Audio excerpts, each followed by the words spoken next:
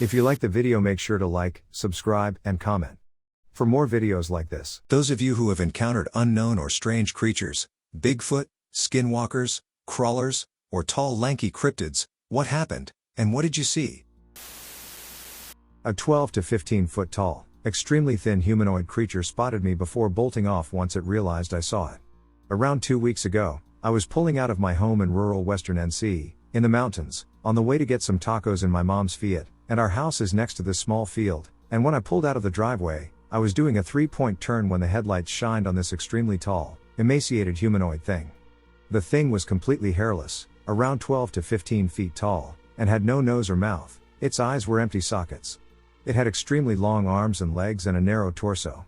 We made eye contact, and when it realized I saw it, it bolted off into the woods. I peeled the duck out of there because I was terrified that it would come back or something, but I never saw it again once I returned. What was it? My pap's encounter. So this is my dead grandpap's story, so I can't answer many questions, but anyway, when he was about 17 to 18 during the late 40s 50s, he and his buddies, 3 total, were walking in the woods near Grove City, Pennsylvania, on his buddy's farm. And about 30 minutes in there, in the farthest part of the property, one of them sees a large snap of a tree, and they see a large 7 to 8 feet thing that's humanoid from 15 yards away. So as any person who just saw a giant thing would, they booked it back to the farmhouse. So the landowner gets his dad, and he grabs the shotgun, and they walk out into the woods, and they see a tree about 6 in from edge to edge snapped in half where the thing was at. Then they hear what he said was a choir of sounds. All 4 of them hear screaming, slamming, and yelling from deep inside the forest, and they get the duck out of there, and when they make it to the edge line, they see the same 7 to 8 feet Bigfoot standing on the ground exactly where it was before. He told me that he would never go back to those woods and that those Bigfoots own them. Now that I think about it, it was probably a large family of them, and they were not happy about them being there. A weird creature is following me. I don't know how to explain this, but it's been happening to me for about a year. I never really thought anything of it and thought my boyfriend was just messing with me every time he brought it up because I never saw it, only him, but yesterday one of my friends saw it, so now I'm kind of curious as to what it is. It's this lanky, white, human-like creature with no face. It's kind of similar to Slender Man with no tentacles or suit or Voldemort. Every time they see it, it's accompanied by a smell of rotten flesh, like a dead animal, and mildew. Sometimes it will bang on nearby objects such as the garage door left cracked for ventilation or my bedroom window, and sometimes you can hear it breathing heavily. It usually appears late at night around 12 to 5 a.m. My boyfriend says he has seen it staring through the window of our room through the blinds and that he saw something like white or red eyes. It had also left a scratch on the inside of the window without harming the mesh grate that protects the window from the outside. I've never been able to see it, which weirds me out so bad, but now that 2 people are telling me the same thing with the same reaction, it's kind of freaking me out lol. Any and all advice, knowledge, tips, or anything will be greatly appreciated. My grandfather wouldn't talk much about his experiences growing up in the foothills of Appalachia in Tennessee. What he would say to my grandmother is that he knew they were very real, and to never let your guard down. That they'd shadow him from the ridgeline in the trees as he was walking to high school from his home in the hills. This was a 6 feet 4 inches, 300-pound bear of a man, too, and they made him feel an intense fear. Black bears he was wary of, but he didn't fear them. Even doing 2 full tours in Vietnam didn't put fear in him like Sasquatch did. The first time I ever encountered one was when I was young, and we were down in his family home in the Appalachians visiting his family. He liked to take me hiking, and we'd look for animal tracks down by creek beds and streams. Occasionally we'd see bear tracks, which was the coolest thing ever when you're 6. When we had our encounter, my grandfather was the one who noticed it. I was too occupied with my immediate environment, but I did notice that the birds had stopped singing and it was noticeably quiet. Right as I was looking up on the opposite side of the creek, I noticed something dark in the dense foliage, standing next to one of the bigger trees. Immediately my grandfather took me by my shoulders and gently guided me back up the path while he kept a firm lookout. I had never seen that look of fear and stony tension in his face before. My grandfather had gotten a good look at it and seen it just standing there. He told my grandmother later that night what we'd seen in that part of the deeper woods after I'd been put to bed, how it had been more focused on watching me. He swore that if he had taken his eyes off me for just a moment, it would have taken me, and there wouldn't have been a damn thing he could have done about it.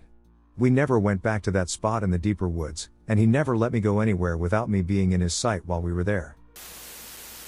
I and a friend saw something last night. Hey, I don't really share here often, but I wanted to see if someone could give any thoughts on what me and my friend saw last night. I live in Pennsylvania, and my friend and I went to a nature preserve at around midnight because it's fun to be creeped out, classic white people in horror movie stuff. The woods we were in go on for 5 miles, and we made it about 6 minutes into the woods when we came to the first fork in the road. Now this isn't our first time in these woods at late hours, and whenever I am there, I do get a bit paranoid, and my mind plays tricks on me, like seeing things at the corner of my eye and stuff. But this time I saw it in front of us, and all I saw was red reflective eyes, and I thought it was my mind messing with me, so I wasn't going to say anything to my friend, but then he said to me, "Hey, do you see that?" And I cut him off, telling him I did see it, and there was an immediate oh shit moment. We stood there thinking of what we should do as its eyes reflected off the lantern we brought. We saw it slightly moving, confirming that it was a very much alive creature and not a sign or something.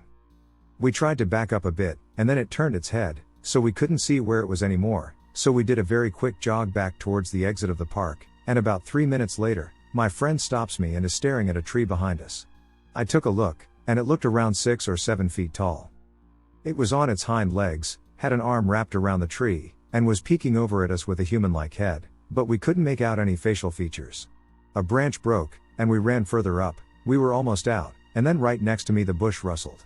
I screamed, and we did a full-on sprint back to the car, and we got the F out. I saw the Goatman of Maryland. When I was 4 or 5 years old, we lived in a trailer in Baltimore, Maryland. I distinctly remember being haunted by what looked like a goat who stood upright. I never saw it in full light, but I still remember seeing its shadow as I lay in my bed and it walked down the hall towards me, especially its horned head. I would call out to my parents and say, "I saw a goat, a scary goat."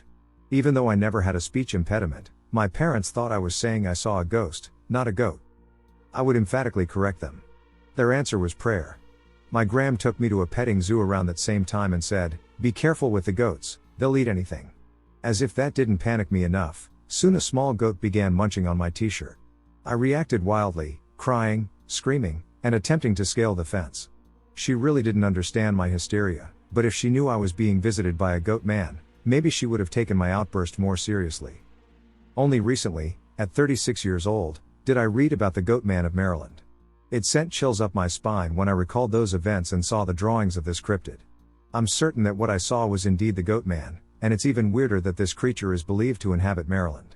The coincidence was too strong for me to ignore.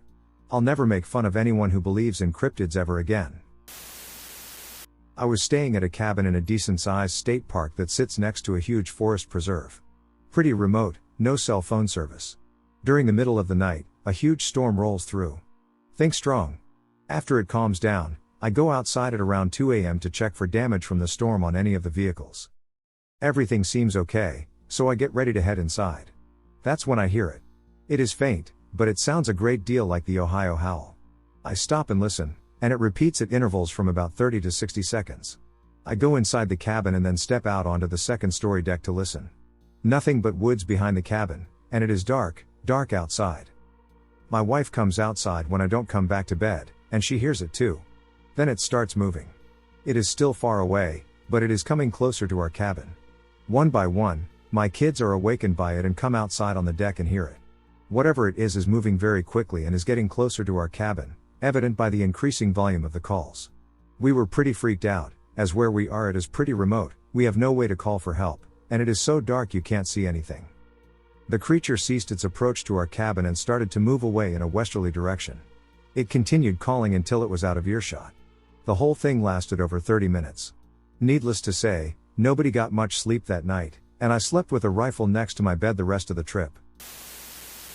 Should Alaska's Bigfoot be avoided at all costs? I've heard some chilling stories about Bigfoot in Alaska that paint a much darker picture than the tales from mainland USA.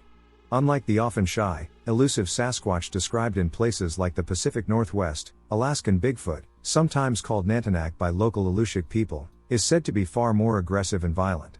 Stories from places like Portlock tell of a creature so terrifying that it drove an entire village to abandon their homes in the 1940s, with reports of mutilated bodies, massive footprints, and even a logger killed by a blow to the head with heavy equipment. These accounts suggest a creature that doesn't just avoid humans but might actively confront them, making Alaska's wilderness feel like a place where you tread at your own risk. But should you really avoid Bigfoot at all costs in Alaska?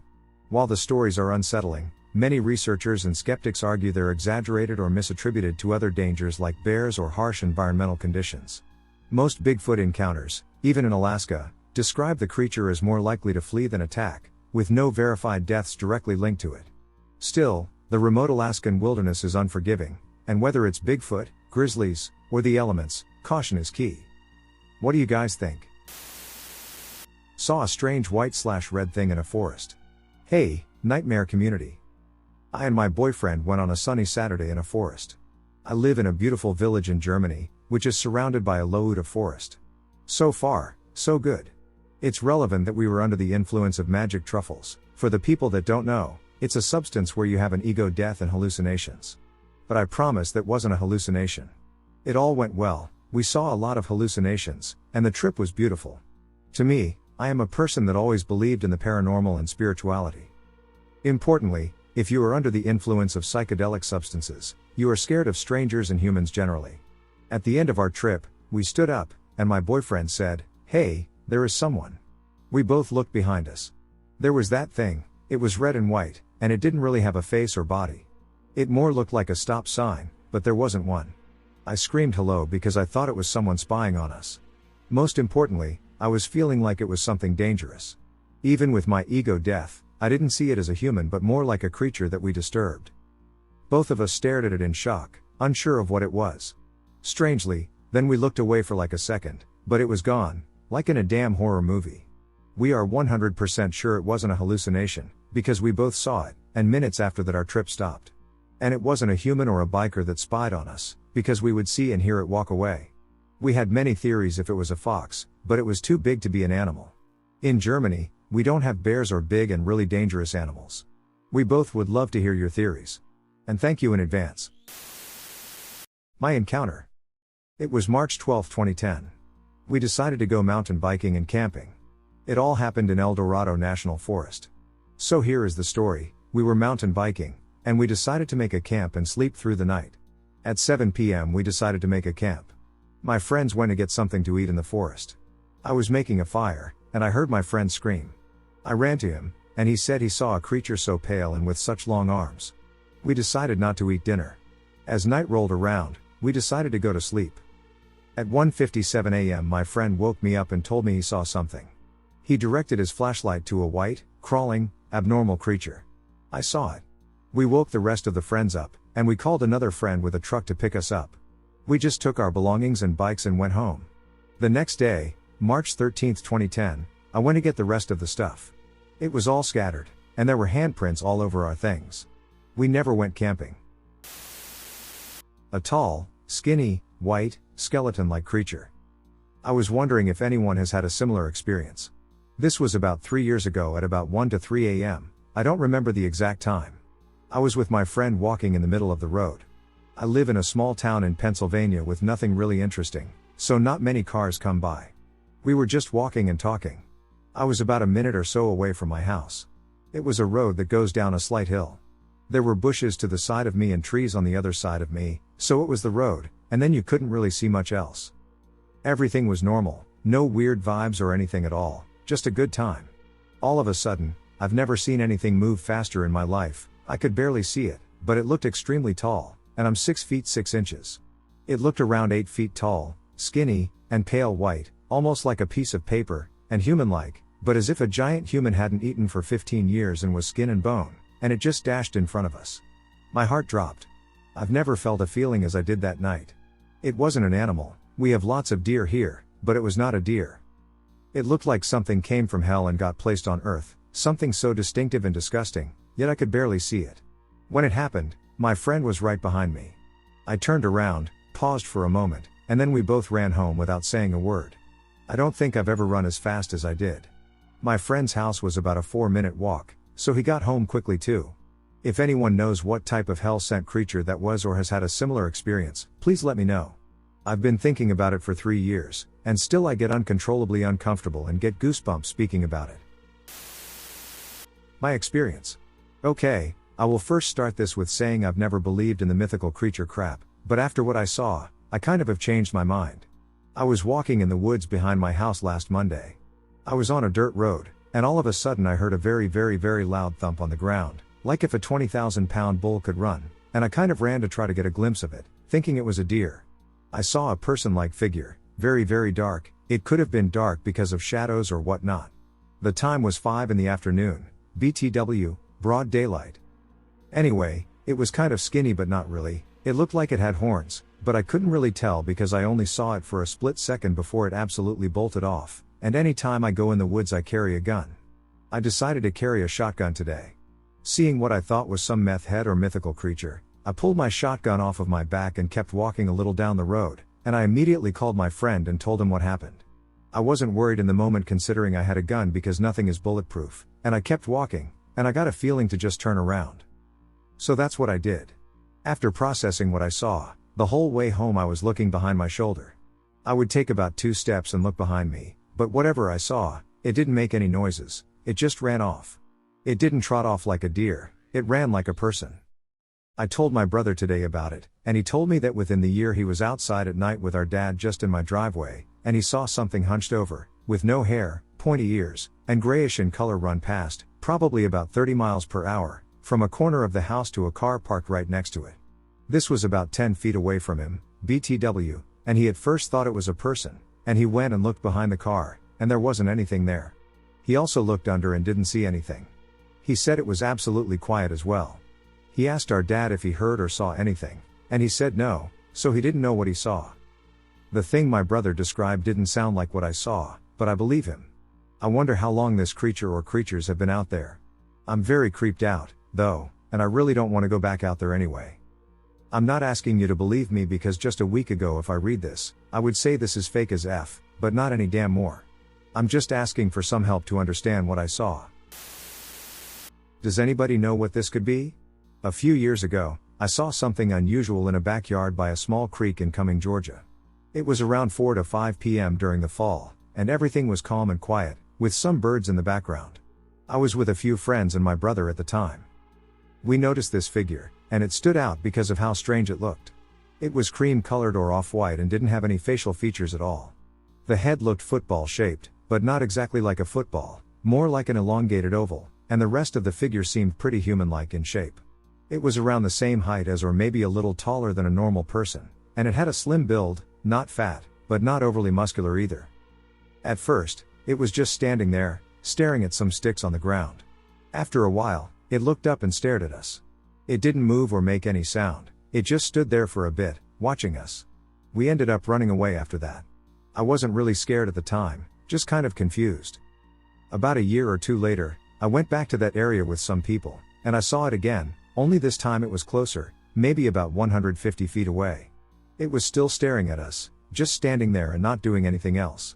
It didn't try to approach us more quickly, but I definitely knew it was aware of us. After that, I never saw it again. I was wondering if anyone has seen anything like this before or if you might know what it could be. A pale humanoid with a football-shaped head and no facial features, just standing still and staring. A shadow crawler? I am still not sure what it was that I came across, but here I go.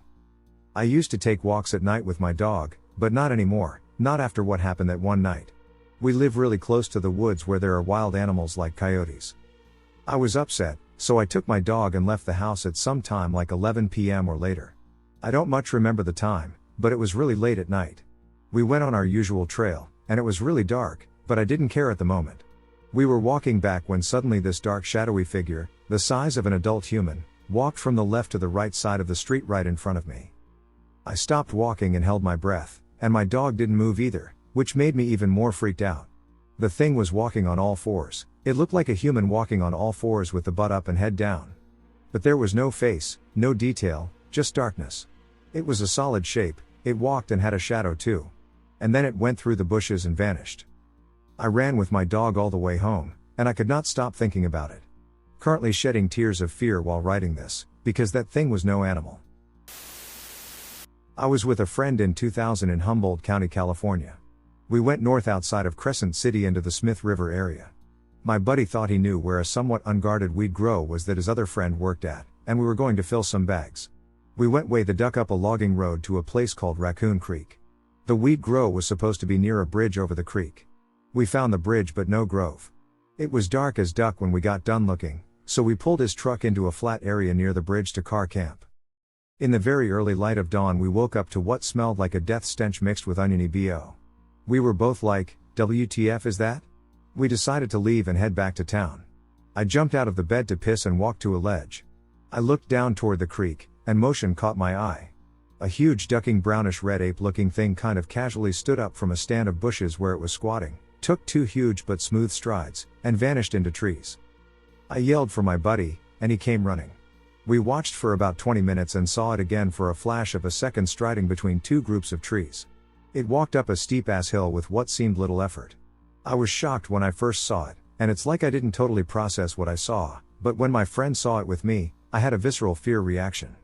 My hair stood up, and I got gooseflesh all over. My heart started racing. My friend said, "What the duck?" And I was just like, "Let's get the duck out of here." It's been about a month since I saw the wood ape.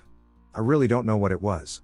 The neighborhood I live in was carved out of a huge wildlife forest with a creek that runs alongside it, ultimately connecting to Old Hickory Lake, Tennessee. The trees here are at least 50 feet tall and grown. There's a cul-de-sac with a small keep-out, make-believe fence onto the thick wooded forest. It's too busy for a normal trek through the woods, but it's open to walk into it. There's a small sidewalk outlining the cul-de-sac, and my pit bull/husky kept pulling me towards the wooded area. He stopped and just gazed ahead. I too started looking into it because of a sound of leaves being brushed about. It's normal to hear branches breaking and leaves rustling from the usual beavers, deer, rabbits, squirrels, etc., but this sound was weird, and I'm looking directly in front of me, maybe 6 to 7 feet ahead. And I look slightly up to see a small tree leaves swaying from side to side. I follow the branches down the bark, and something disrupted my view. Like when you catch something out of the corner of your eye. I saw the motion of back muscles. Exactly what you'd see watching someone's back as they, stalk some shelves. That's what caught my eye, and at first I thought, an animal, wait, WTF stands on 2 legs like that? Immediately freaked out and ran away. I couldn't find any records of apes in TN, which has me boggled. But also literally being in my backyard. It was about 8 feet tall and hairy, but not like fur. The hairs were long and yellowish light amberish colored. Similar to a gibbon ape. I could have broken the internet, but I was legitimately frightened to try and record it. Any ideas? Was told you guys might know what I saw in the pines. So I'm a little confused right now. I live in South Jersey near the pines. Buck week for deer hunting starts tomorrow, and I and my uncle go every year as a bonding thing and also just because we enjoy hunting a lot. We were driving to our spot in which we have trail cams set up. We park the truck, and he has me go out and check the cams while he stays back and does whatever he does lol. To put it into perspective, we have our cams positioned around our tree stand. And I have to walk through a small foot trail to get to the tree stand, and it opens up to like an open area of 4 to 5 trees. So I spot one of our trail cams that is closest to the tree stand, and I have to get the SD card out of it and bring it back to my uncle so we can check it with the laptop. So I'm not really paying attention to my surroundings because I'm too focused on getting the card out. Then I hear almost a distorted grunt or the beginning of a roar to my right, which leads to an open dirt road of sorts, which isn't used very often. I'm taken back because I've never heard an animal like that in the woods. I'm looking around through the brush but can't really see anything. I'm hearing sticks crack and the same sound over and over again. So I get freaked out and climb up the tree stand to get a better look. I'm up there, and I look to the open road area, and I see what looks like a giant brown bear walking across the ground. Now we have black bears, but very rarely will you see them, and around this time of year you won't because of hibernation. So I'm just in awe of this beast of a machine walking around but still confused and scared as to why it's here. Then something stands out to me. There are these white patches on its fur, almost like a fuzzy mold. Then it turns its head to the side, and I see that it doesn't have a face anymore on that side. It's just skull and bone. No lips or anything, just bare teeth. So I'm thinking maybe it got attacked by another bear or hit by a car or something. Then it turns to the other side to walk into the other side of the woods, and I see it doesn't have a face on that side, just bare skull bone on its face region. Then after that it walked into the woods, and I went back to my uncle and told him everything. Not sure where to share this, but I figured here because I wasn't sure if it was alive or whatnot lol. I was camping with a friend in the backcountry of Shenandoah National Park in the Blue Ridge Mountains. We went off trail and made camp after a 6 to 7 mile hike that got us over on the Appalachian Trail. We dipped down into a dirt switchback through a thick tree line that dropped into this little dried up gulch.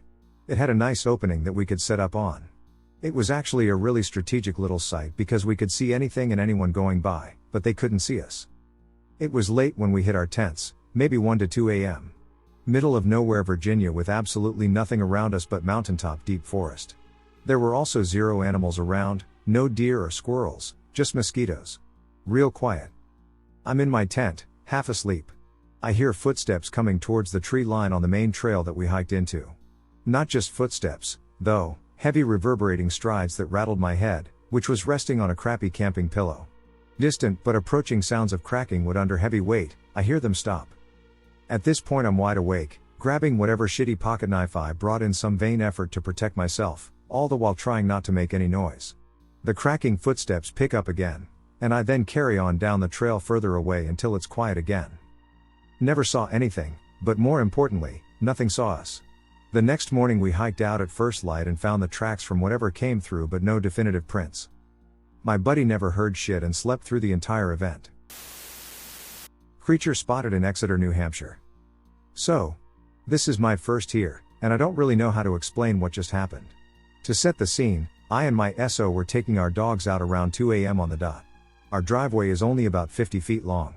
It was pitch black outside, and we had just gotten to the end of the driveway with our 2 dogs.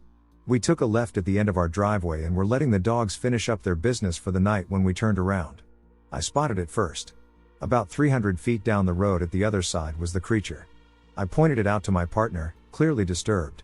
They kind of laughed and were poking at me as I kept pointing it out. Then my SO had also clearly spotted it. It was tall, pale white, and as skinny as a telephone pole. But it was clearly humanoid. We froze there trying to figure out what it was.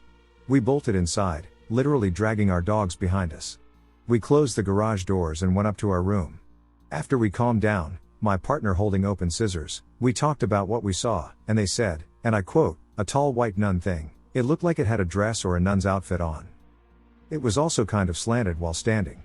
I also saw gray spots all over it, kind of like it was old and rusty. I also think it made eye contact with me.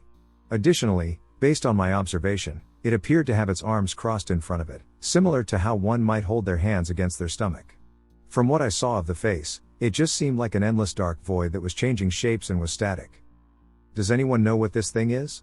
We are both royally freaked out and don't think we can take our dogs out at night anymore. So can someone please help us?" I saw one. So for context, I live in northern Arizona on a rural property that borders protected native land. Last night I was alone on the property, leaving at about 8:30 to do some weekend door dashing. I was sitting on the trunk of my car, tying my shoes. When at the top corner of my vision, I started to see some movement. I tried not to move my head to look at it too quickly, because I thought it might be a baby deer fawn. It was not a baby deer. It looked like a cross between Gollum and a baby deer. It was not very big, but the way it moved was very otherworldly and disturbing. I heard what sounded like distressed bird noises moments before it appeared as well. I think it saw me notice it. Because it crept back into the dark but didn't turn its back to me. And while all this was happening, my cats and my buddy's dog all came and surrounded me, almost like they were trying to protect me and warn me not to mess with that thing. I pretended to ignore it and simply drove away. But I came back later in the night around midnight, and it was gone. But I still felt like I was being watched. This morning, every single one of my car's doors was found wide open by my roommate. We both suspect each other of messing with the other. Because I told him what I saw last night. But I explicitly know that I shut those doors. And I don't think my roommate is lying based on his tone and reaction. So my concern is this thing targeting me? Is there something I can do to appease it? As much as it did freak me out, I picked up a sad energy from this creature. Like it was a cursed child or something. I would like to help it if I can. Any insight into native lore would be appreciated. Also, I forgot to mention when I came home. There was a bat sitting on the ground in the middle of the driveway. I got close slowly to confirm what it was, and at the last second, it flew up right at my windshield and flew away. Could be random coincidence, but it was a weird moment. I've never seen a bat sit on the ground before in my life. Saw a strange creature in the woods. Hello everyone, this incident occurred about 5 years ago when I was 20 years old. It was my mother's birthday, and she wanted to have a big party with all of her friends in a house our family has near a famous Mexican volcano. At around 10 o'clock, my mom told me that she and some of her friends were going to the forest to share scary stories and asked me if I wanted to go, and of course I said yes. We walked for about 15 minutes in the dark and stopped at a little cliff. I don't really know how to describe it. We were on top of a dirt path, and there was another path like that but down a couple meters from us, and there was just a lamp post down there, which was the only light source near us. I faced them in that path, and they faced a wall behind me, and I started preparing to tell the story when I saw movement down there on that path, and I warned my mom about it. She and a couple of her friends looked back, and we all saw a small and strange creature. I'm not really sure how to describe it, but it was like a meter tall, stood on two legs, had two normal goat-like legs, and the other two were really tiny. His head was tiny and also goat-shaped with horns but with more human features on the face mostly, and his torso was really short, like it almost had none, and his legs were 80% of his body. It saw us and started to walk away but stopped sometimes to watch us over its shoulder with curiosity, I assume because of its body language, and then a dog came out of nowhere and started chasing it away, and they went into the dark. We immediately decided to go to another less scary place and didn't really talk about that strange encounter. We eventually returned to the house, and then my mom said something like, "Everyone who saw the creature, draw it on a piece of paper so we can compare." Everyone did, and it was the same drawing on everyone's paper. Around 10 people saw it, including children and adults. To this day we have no idea what that was. Sighting from the 90s. It was the early 90s, possibly 91 or 92. I was about 8 years old. I wasn't that old, I know that for sure. I lived in Mesquite, which was a small town then but is now a roaring suburb of Dallas.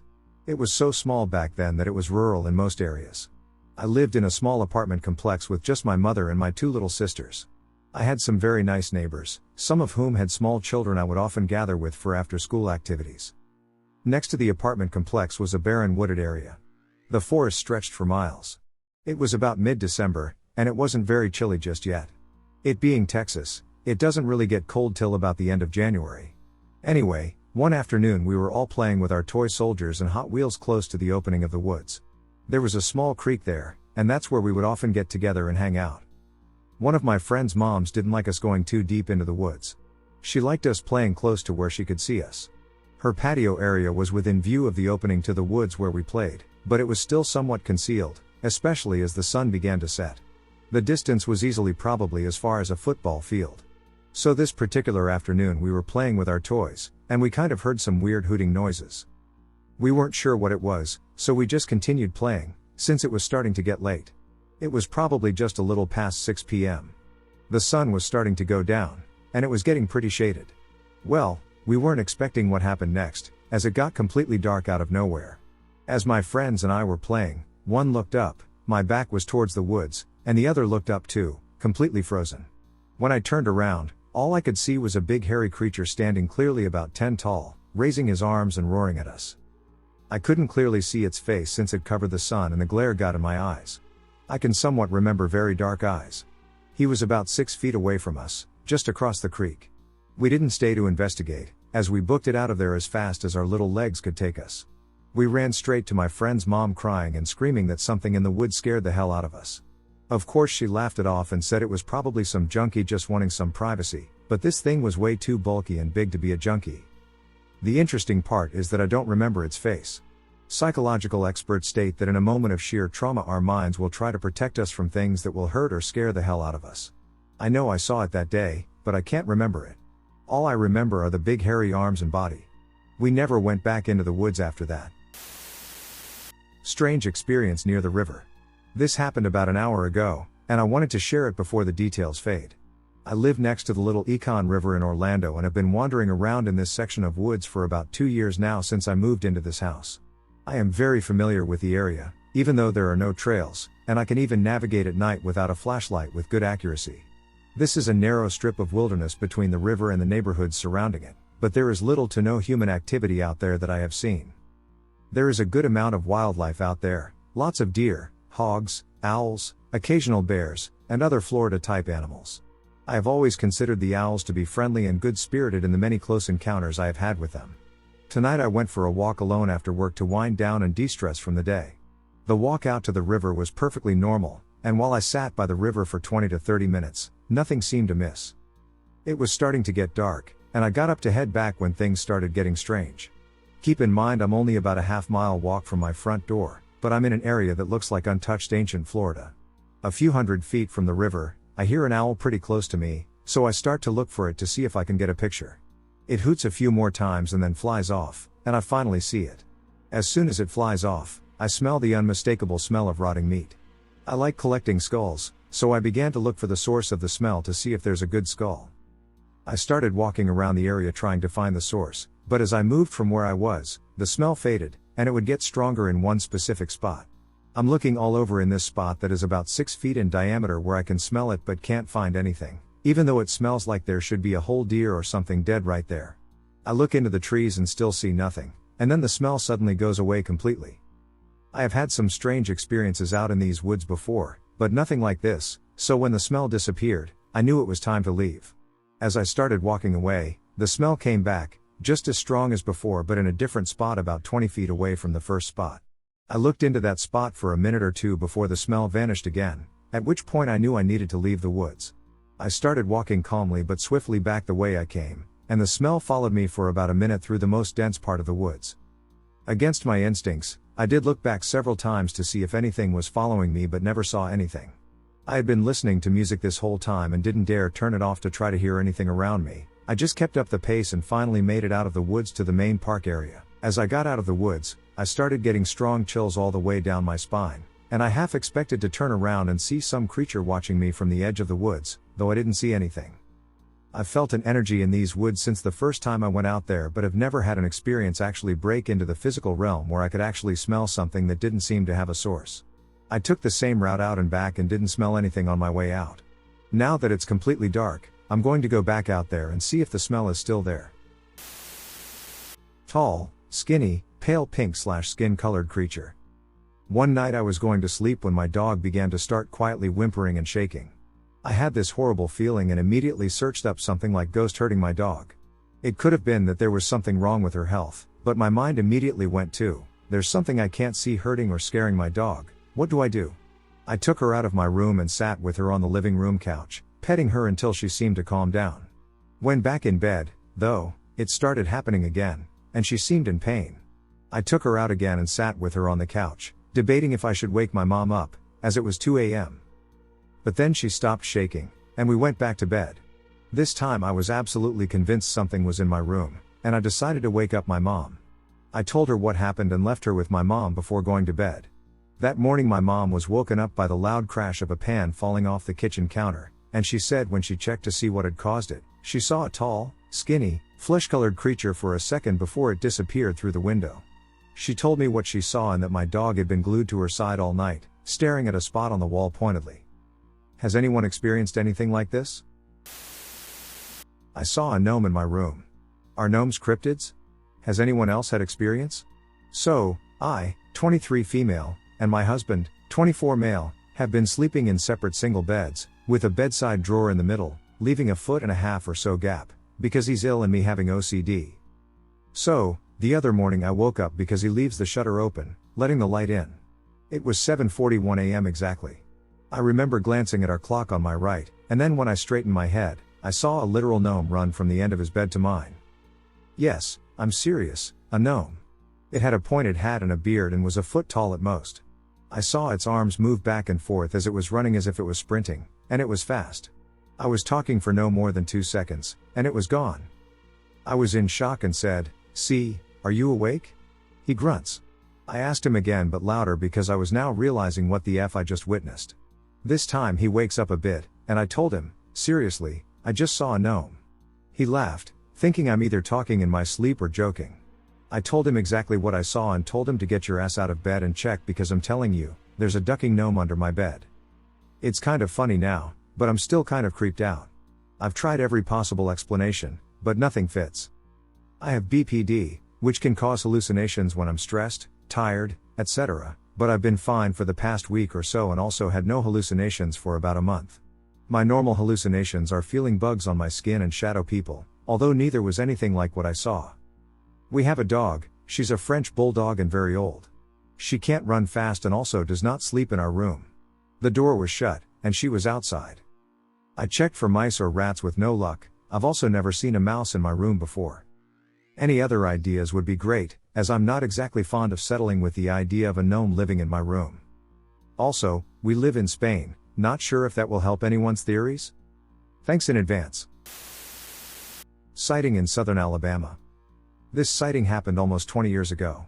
I was driving down 65 in 2008. I was driving from Atlanta to Pensacola. After a long flight I got to Atlanta at around 10 p.m. I had a friend who offered me a place to stay for the night, but since I wasn't feeling well, due to Campylobacter, I decided to drive back that night instead. At around 3 a.m. I was in between Montgomery and Pensacola, near Flomaton but just north of there. I was on 65 driving south, and I saw what I thought was a bear. It was over a deer carcass.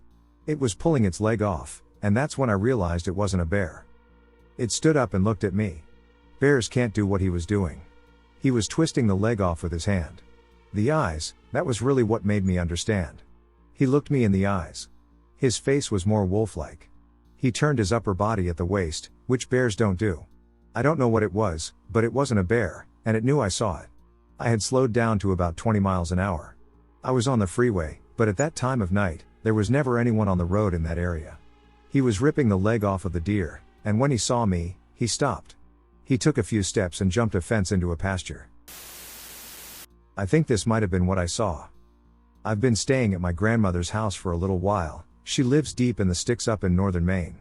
Recently, we have been having problems with a fox taking the chickens, and we have lost about 10 now. The dog began barking at around 10:30 p.m. last night, June 27th, while my girlfriend and I were seated upstairs. I grabbed my shotgun and spotlight, then took the dog outside to check out what was up. I checked on the chickens and then locked them in since nothing was wrong and then checked the wood line. The dog kept wanting to go into the woods, but I called him back and went back inside. Later, at 11 p.m., the dog started going crazy downstairs, barking and jumping at the door like someone was outside. I grabbed the gun, my light, and the dog before I went outside again. The dog went out and stared at the woods, but instead of pursuing what was there, he ran back towards the driveway. He eventually came back to me but was really hesitant and kept looking at me. We walked towards the woods together, but the dog was still hesitant. This was very strange to me because usually he would run off if he thought anything was there. We got to the wood line on the far left, and the dog kept staring at me. I thought he wanted permission, so I told him to go, and he ran off for a moment before turning around and booking it back about 50 feet towards the house. I shined my light into the woods and saw two sharply oval-shaped blue eyes. I didn't exactly feel scared, I just felt not right. The eyes darted back behind a tree, and I started walking backwards with my shotgun off safety towards the house. With my back to the house, I walked until I hit the backside of the house. I quickly turned to run around the corner of the house towards the front door and heard a man's voice call out, "Hey, you idiot!"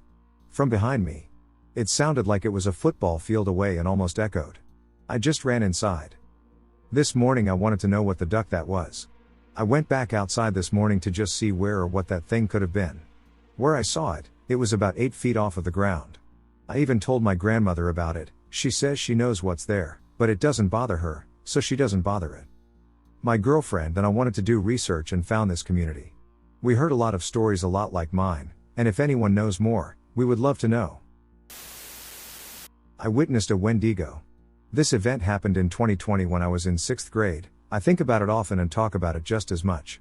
It was a super cold and frosty December morning in Washington. FYI, I lived in a trailer park home in the woods. I had just finished getting ready for school. This occurred during COVID-19, when the lockdown had closed schools. My school district decided that students would sit in the school library and complete their schoolwork on laptops. I and my mom had been bickering over something small as we walked out of the front door onto our very small 6-step porch. It was pitch black outside, as it was around 5:35, with no light except our porch light. We were talking, and suddenly we heard this loud scraping sound, like a shovel on rocks or something hard being dragged against rocks. This is important because behind our porch were rocks mixed with grass in front of the shed, and next to the shed was the backyard that led to a patch of tall trees. I and my mom both go silent and look towards the backyard. We listen for a moment for any unusual sounds, but we don't hear anything. Then we see something huge dart across our backyard, and I mean this thing was like 8 to 9 feet tall with strangely long arms and fingers. We didn't see much of its face but saw huge antlers as it sprinted past our house. My mom immediately rushed me down the stairs as I asked her if she saw what it was.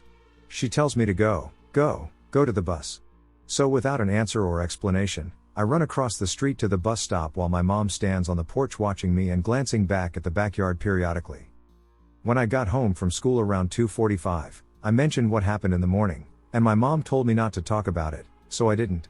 But for several nights we would hear banging, scratching, and screeching from our backyard. My bedroom was in the very back of the house where the backyard was, so it would wake me and my mom up at night and scare us half to death. The first few times we called the cops, but they never found anything, so we gave up. Then as the warmer months came, it stopped, and we forgot about it. But that December, as it got colder, we found huge claw marks under my bedroom window. Nobody believed us when we told the story. It happened 5 years ago, and my mother is now dead. She's the only one who ever understood the situation. As the years went by after that incident, I became very interested in cryptids and ghost hunting. When I found out about Wendigos, I immediately understood that what I saw was one. I did my research on the creature and the lore about it. The Native American folklore on the cryptid matches with what we encountered. Where I lived when the incident happened has been rumored to be stolen native land. Given the fact that the Wendigo is a primarily native cryptid that is around the Canada/Washington area, the theory makes sense. I will never forget about that morning. It lives in my head, and I think about it every time I pass a forest. I'm not looking for clout or attention, I just needed to share this where I think someone might believe me. My most recent sighting. Ye-Naldlishi encounter. I live on the Navajo reservation, and a few days ago, I saw my most recent shapeshifter. It happened at a well. On the res, there is no water infrastructure, so most people haul water to their homes. On this day, I checked on my relatives, and they needed water. I took the truck down and loaded up their buckets and jugs. For water, there is a beautiful valley with a wash going down the middle. Inside the wash is an old surface well with an old hand pump. I call it beautiful because there are lots of trees and grass surrounding the well, and it makes me feel happy and exhilarated. I unpacked the water containers and filled them. This took about 10 minutes. Afterwards, I diligently placed the jugs and buckets back into the truck. As my passenger and I got back into the cab of the truck, I noticed movement on a nearby hill. I pointed to the hill and said, "There's someone up there." As I spoke, we clearly saw an old man with a cane. When he saw us peering at him, he quickly hobbled behind a dirt outcropping. Rather than driving off, I waited. "Let's see what he does," I said as we both eyed the outcropping. I expected him to hobble out the other side and wave at us. Seconds later, a crow flew out from behind the outcropping. The crow flew over us and down the valley. Our eyes widened, and we sat speechless. I started the truck and drove off. When we pulled onto the road, I said, "I didn't know they could become crows." I saw a cryptid when I was little. I've never had anything paranormal happen to me, but there was this one time I saw something I wasn't able to comprehend. When I was like 11 or 12, I was swimming in a pool in the backyard of my home in Maryland. My grandmother was standing next to the pool trying to help my little sister when all of a sudden she pointed out a strange animal running across the yard. I look and see this kangaroo-looking creature running really fast across the yard. It was kind of like galloping and switching between running on 2 feet and all fours. It ran into a group of evergreen trees that my dad had planted around the circumference of our property when he bought the house. These trees are heavily branched, so a creature would not be able to get past them very easily, and there was a fence right behind the trees, so unless it climbed, there was no way to get through for a creature like this. We told my dad to go check it out, and he couldn't find it. I've done a bit of research trying to look for a creature that would match this description that is native to Maryland but haven't found anything. I even asked my cousin, who is a wildlife expert, what he thought it might have been. His theory is that it was a bobcat, but this was no bobcat. What do you think it was? My GF saw a crawler in her remote hometown almost 20 years ago. The incident occurred in a small fishing village by Lake Simcoe in rural Ontario, Canada. She was about 9 or 10 when this happened. She and her cousins were playing by the lake in a small clearing, and next to them was a forested patch of land near some houses. There is a mossy and rocky slope here, with a few flat depressions in the rock along the way. While walking away from the clearing toward the woods, through the trees, all three of them saw a strange gray humanoid figure crouched down as if it was eating. No noises. They couldn't make out what was on the ground, but it was some sort of large brown mammal. The crawler had a bald gray head with a humanoid face, but it had no fat whatsoever on its body. It was long and slender, and the hands and fingers were very long and horror-like. All gray and smooth. It never noticed the kids. They were obviously horrified, but being children, there wasn't much to do but run away and go to dinner. When they returned to the spot that evening, there were several coyotes that had been absolutely shredded apart. Nothing like a predator attack or a bear, which were not common for the area, especially on coyotes. They're almost always just roadkill. And to see what is essentially a pack of coyotes all together, dead, is almost always a human occurrence. The thing here, though, is that this is a fishing and cottage town. Most people don't even live there year-round, and there are never wildlife problems, as there's no need to defend fishing poles and cottages from occasional coyotes. It would have been known by all residents at the time if 6 to 7 coyotes got put down and dumped there. She says they were ripped up as if something was gunning straight for the organs and nothing else. Holes ripped straight into their carcasses with guts splayed everywhere as if they were pulled, not picked at or anything. More blood than fur.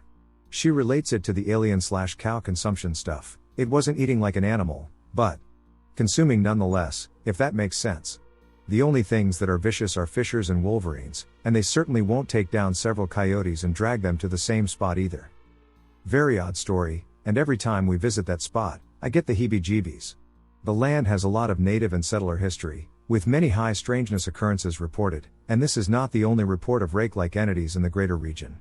Fuyu, my GF says she had absolutely zero awareness of creepypastas, old internet horror stuff, or long gray beings before. And it is corroborated to this day by the cousins. Freaky shit. We are both, by all means, quite skeptical people. But given the area and how adamant my GF and her cousins were, it's hard for me to discount. Update, she says it looked like a burn victim and was extremely pale. It appeared as though someone had applied skin grafts to it. Smooth and pasty. My grandfather saw something. What exactly it was, he cannot attest to. However, Grandpa was Special Forces, served 2 tours in Makyu, Vietnam, and was very comfortable in outdoor environments. He was an avid hiker and went camping well off the beaten path often in his youth after the war. He knows the difference between a bear, standing on its hind legs, and something else. He said he's never before smelled, heard, or seen anything quite like it, before or since. His encounter was in Washington State. He lived there as a kid and returned there for a time after the war. Grandpa isn't given to tall tales. He won't talk about it, unless it is family, and even then he is hesitant, as he cannot definitively say what it was, only that it was large. He estimated at least 7 feet tall, hairy/fur covered, and, for want of a better term, was possibly a Bigfoot. He said it had a very strong, unpleasant, musky scent. It did make noises also. He described it as a low-pitched growl. It didn't throw anything or do tree knocks, nor was it aggressive towards him, although it did make eye contact. Grandpa was always armed when hiking. He had encountered bears before, so he didn't take chances, nor did he have much trust in humans, and although he was a combat veteran, he said he hadn't felt fear like that for a long time. He felt like whatever it was a very powerful, intimidating predator that knew it was at the top of the food chain in the area. He didn't take any pictures or note any specific tracks, but he wasn't hiking to try and find one of them either. He's never encountered one since then, but he never returned to that area of Washington either. He's a believer. Most of our family believes in their existence. All creature outside my home. I'll try to keep this short. I live in a forested area with the backyard being all forest. My mom was outside around 3 a.m. talking to a friend when they said they heard something like a tree getting snapped in half a little bit into the forest on the left side of the backyard. A couple of seconds later they hear it again on the right side. After this they come get me, and we all go out there and shine flashlights into the forest. We don't see anything for a couple of minutes until we see a pair of eyes reflecting the light. These eyes aren't any sort of animal that we've seen because these eyes are about 8 feet off the ground. We watch them disappear and reappear across different spots around 10 feet away from each other. No noise whatsoever either. Prior to this, I had heard some knocking on my window, but nothing else seemed particularly strange. What could it be? I think I saw one as a child. True story. I used to stay at my grandparents' house a lot when I was younger. They wanted to help out, as such. My grandparents owned a 40 to 50 acre farm, and their house was located about a quarter mile into the woods. It was summer, and we all were going to bed. I always have had trouble falling asleep and was the only one awake and was returning from the bathroom to join my cousin on the top bunk with me in the bottom. The bedroom had one window facing a light post my grandparents had installed. I was just covering myself up when I saw something cast a shadow against the window curtain. Once. Then twice. It was fast, but I could tell there was something moving outside. I crawl out of the bed, hugging the floor, already scared. I was about a foot from the closed curtain with my eye just above the window sill. I stared out, and nothing happened for a few seconds. Then I saw a figure cast a shadow onto the curtain. It looked like a big dog head. Long snout, tail, and pointed ears. It stopped perfectly in the center of the window frame and slowly turned its head to face me. I froze, but it then raised up a few inches to show its shoulders. I can only describe it as a wolf head on a human body. Then it turned away and moved on. People said I was young and it was only a nightmare. It wasn't, I remember it too vividly. I forgot to mention that this window was about 5 feet up from the ground. It was my mother's old room from her childhood, and I asked her if she had ever seen anything unusual. She paused for several seconds, began to speak, shook her head, and stuttered out a no. She knew the folklore and refused to speak, and we dropped it, but I knew why she responded that way. Never mention them aloud. I can't explain this. I'm still scared to be alone at night there. Even typing this gave me goosebumps. Halloween encounter. My friends and I were joking around at about 11 p.m. on Halloween 2024. We walked down our cul-de-sac, which is surrounded by miles of woods. No lights except our phones, and my dumbass decides to say, "Hey, y'all know what skinwalkers are?" And my friend says, "Yeah, you're not supposed to whistle or something at night, right?" Or something along those lines, I can't remember, it was a while ago. Anyway, we start saying skinwalker, whistling, and doing everything you're not supposed to do. All of a sudden, a gut-wrenching deep scream erupts from an unknown source because it was so loud. I and my friends take off running as it keeps screaming over and over. 5 minutes later, after the adrenaline wears off, we go back down with one more friend who thinks we're messing with him. Not even halfway down, we hear a low whimper, then it happens again. Once more we take off running. I still have no idea what it is. Couldn't sleep that night, always felt like I was being watched. I'm a big conspiracy theorist but never thought that could happen to me.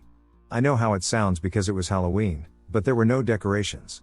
We ensured everyone had left before we ventured down there, as we were in the mood for partying. When I tell you that sounds couldn't have been human, I mean it. Strange creature in the forest. My mom went out yesterday around 2 p.m. to go biking and hiking with a friend, let's call her Helen, in a forested area. We live in a small town in the countryside of Sao Paulo, Brazil. It's an area with a lot of nature, with mountains, etc., and around here we always hear legends and stories about certain things in the forest and in the region, but we've never seen anything so believable. A little before dusk, my mom texted me saying that she saw something and that she was extremely scared and was heading back home. We were worried, but after 30 minutes they arrived. We asked what happened, and she told a scary story that I've been thinking about ever since. Well, they were walking along a road in this forest until they turned a corner, and Helen went into the woods to explore and take pictures. My mom was right behind, and since she had a better view from a higher position, she saw a very strange creature. It was about 6.6 feet tall, hunchbacked, very muscular, and quite hairy from the hips up, with long thin legs and gray and white fur. She immediately screamed at Helen, who also looked in the direction of the creature and was frightened, causing it to immediately run away and disappear into the trees. The thing was 22 feet away from Helen and almost 49 feet away from my mother. Terrified, before leaving the place, they spoke to the guard, and he said that he had seen something like it before, but that was it, and he did not give any more information or want to talk about it. Saw Bigfoot walking from the house to the woods. I can't remember how old I was when I saw it. But I lived on a dead-end road in northern NY, approximately 20 minutes from the Canadian border, depending on which way you go. No one believes me, and I get many laughs and jokes made about this. But I know what I saw. For reference, my house was the first house on the street, and behind it were 4 other houses. 2 inhabited and 1 empty. The last house had a barn and a few apple trees in the backyard, and behind that was forest and fields. Pretty much as soon as you rounded the side of my house, you could see across everyone else's backyard. They were all connected with nothing blocking your view to the trees that began the forest behind the house at the end of the street. It was winter, with a hard crust on the ground but nothing deep, just enough to make a loud crunching noise as you walked. At the end of our property was a shed we never used, with a compost heap on one side. I had been tasked with bringing out the compost and dumping it. That day was overcast and cold. I remember being able to see my breath and only being able to hear the sound of my snow boots on the hard crust of snow/ice on the ground. I'm walking along, and I get this urge to look to my left, where all the properties are linked together. And I see this grayish figure walking across the backyard closest to the fields and forest edge.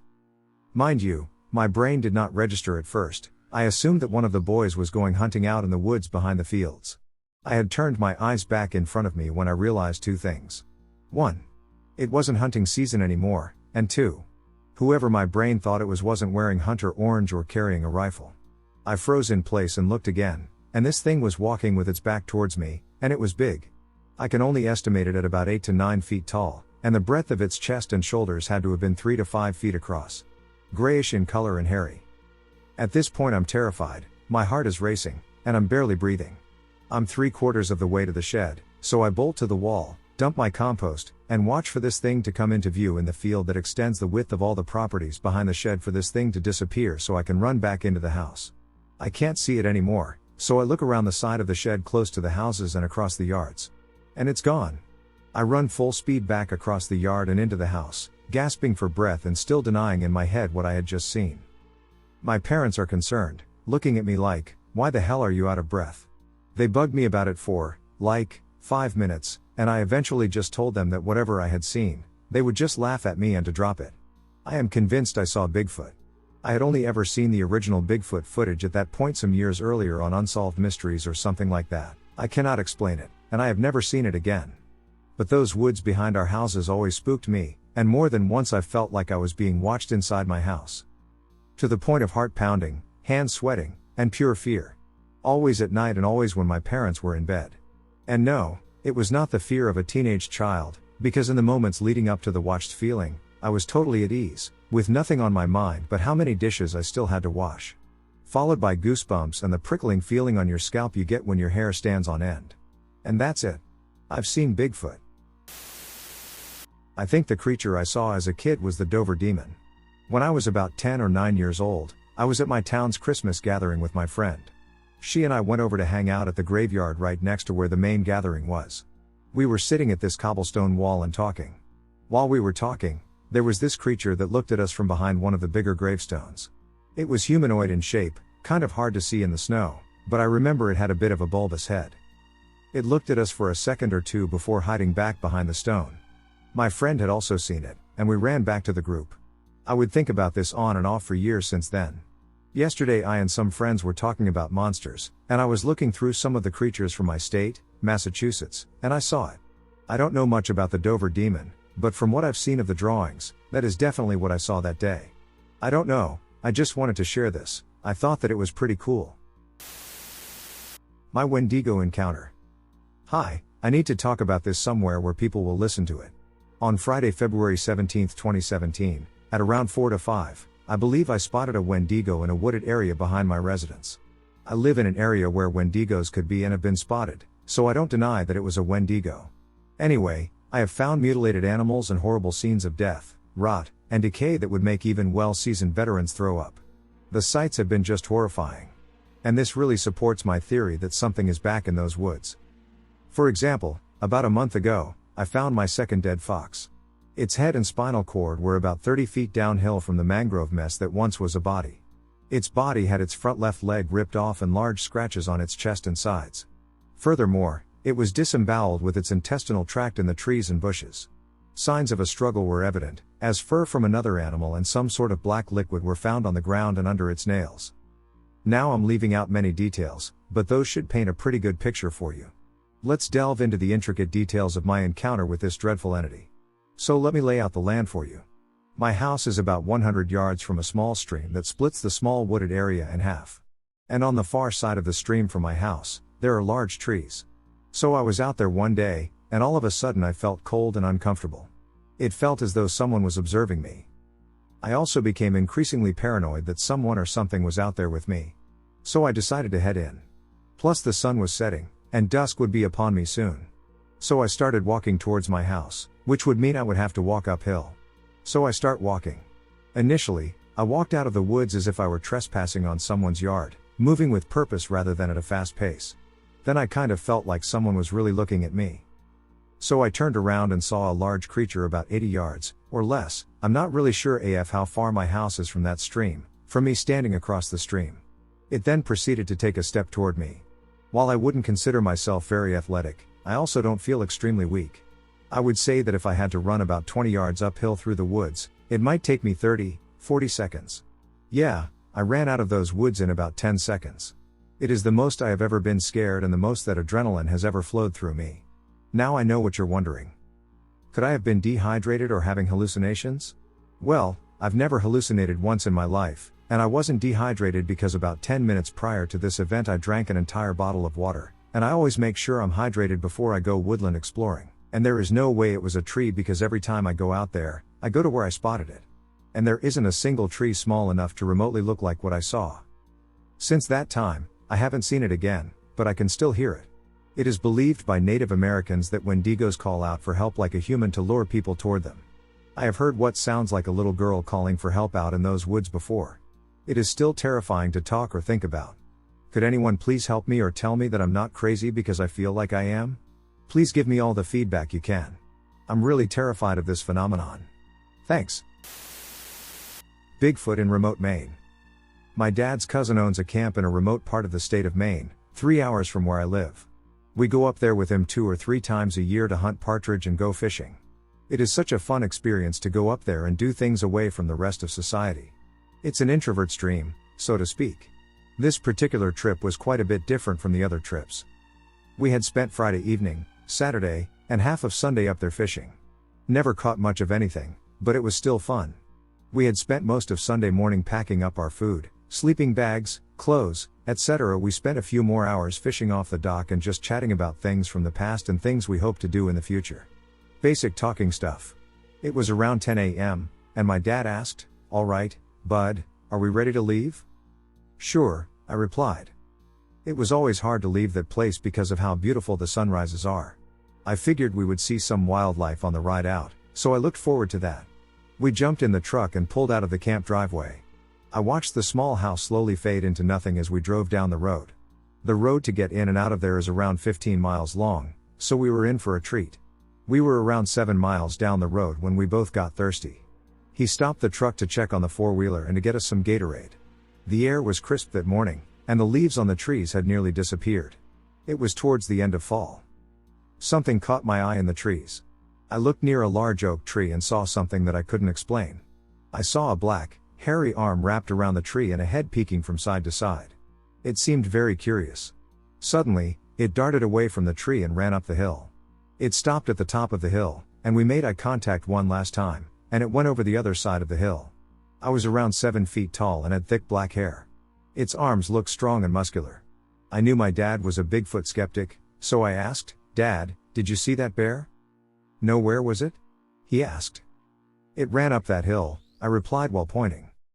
"Cool, dude," my dad exclaimed. The whole drive home I couldn't stop thinking about the whole experience.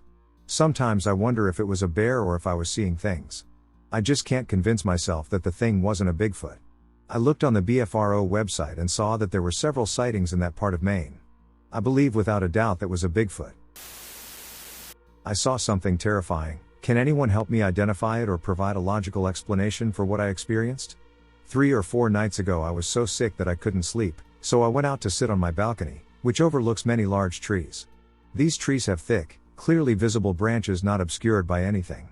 There are also lights around my condo that illuminate things, and I live near a busy city, lots of light pollution, so although it was midnight, I could see silhouettes very well. I am observing from the balcony, and on a branch approximately 15 meters away, there is a large dark shape. I'm talking bigger and wider than a person. It looks like 2 tightly folded wings, and I could see it overlapping the branch, as in it wasn't behind the branch on the ground. This sight weirded me out because I'm very familiar with the view at night, and that shape has never been there. I spent 10 minutes on the balcony trying to figure out what it was, but I couldn't. So I make a note of it in my mind, making sure it's vivid in my memory, and go back to bed. Tonight I was having trouble sleeping, so I went up to the balcony again at midnight. The shape has vanished from sight. I'm kind of ducking freaking out because my family and I have no history of hallucinations. I quadruple checked that what I was seeing was real that first night, and the thing was again huge, like a large creature with folded wings. I live in Southeast Asia, and the biggest bird here is an average-sized eagle. Hell, the biggest animals here aren't even half the height of a person. What the duck did I see? Pennsylvania encounter. Let me share my personal experience. I was 25 and hiking off trail with 2 friends, all of us within a year or 2 of each other. There were 6 of us up in the mountains in north-central Pennsylvania. It was spring but still cool at night and warm during the day. We started on the trail for about 2 miles, leaving the trail to move off away from the beaten path to the north about a mile, if not more. No GPS was used, just a map and compass. We set up camp in a clearing and set up a fire. Many of us, including myself, are avid campers and hikers. As it grew dark, we sat around the fire eating our dinner and having a good time joking and generally talking shit as a group of mid-20s men do. After a while of carrying on, sometime around 8 to 9 p.m., I was hit by a rock in the back. Nothing large, no bigger than a pebble, and it wasn't thrown hard, more like trying to get my attention than to harm me. I stood up looking off into the darkness behind me with my flashlight. All of us knew something was wrong as we had gone as silent as the forest around us. I want to make this point very clear. None of my friends were away from the fire, none of us saw any creature or person the entire time this was happening. After I stood up, I shouted into the darkness to come out and to show yourself. No reply until the friend sitting across from me was struck by a rock in the same way. We knew at this point that there had to be more than one of whatever was out there with us, as none of us heard any movement. When the rest of my friends stood up, we then heard them moving around us, slowly circling out of view of our lights. They circled us for the night, throwing small stones every now and then. As you can guess, none of us slept that night. This was also the first night of what was supposed to be a week-long trip. As soon as the sun started to rise, the creatures had moved off in opposite directions. We quickly packed up camp. One of my friends and I finished first and took a short walk around where we thought they were walking around us. We did find a beaten down path that led around our campsite and a couple of prints, not including deer or bear or elk, that appeared to be human-like but not exactly. They were no bigger than my own, size 11, if I was walking around barefoot. We left that day, abandoning the trip. Also note that all of us were armed. I was personally carrying my .45 ACP. My friends were also carrying weapons. This is why I doubt it was a person or people rather than just someone out there messing with us. Firstly, I don't know any man who would have the courage to approach 6 armed grown men in the woods at night with the sole intent of provoking them. Second, they used no lights of any kind. Third, if it was a person, why not show yourself when I drew my gun or my friends were there? Can someone tell me what this encounter may have been? I haven't told anyone this story yet. I have still been trying to find an answer, but I have given up on figuring out a logical explanation at this point. Please hear me out and let me know if the scenario sounds like any cryptid you know of. It was 3 days after Halloween.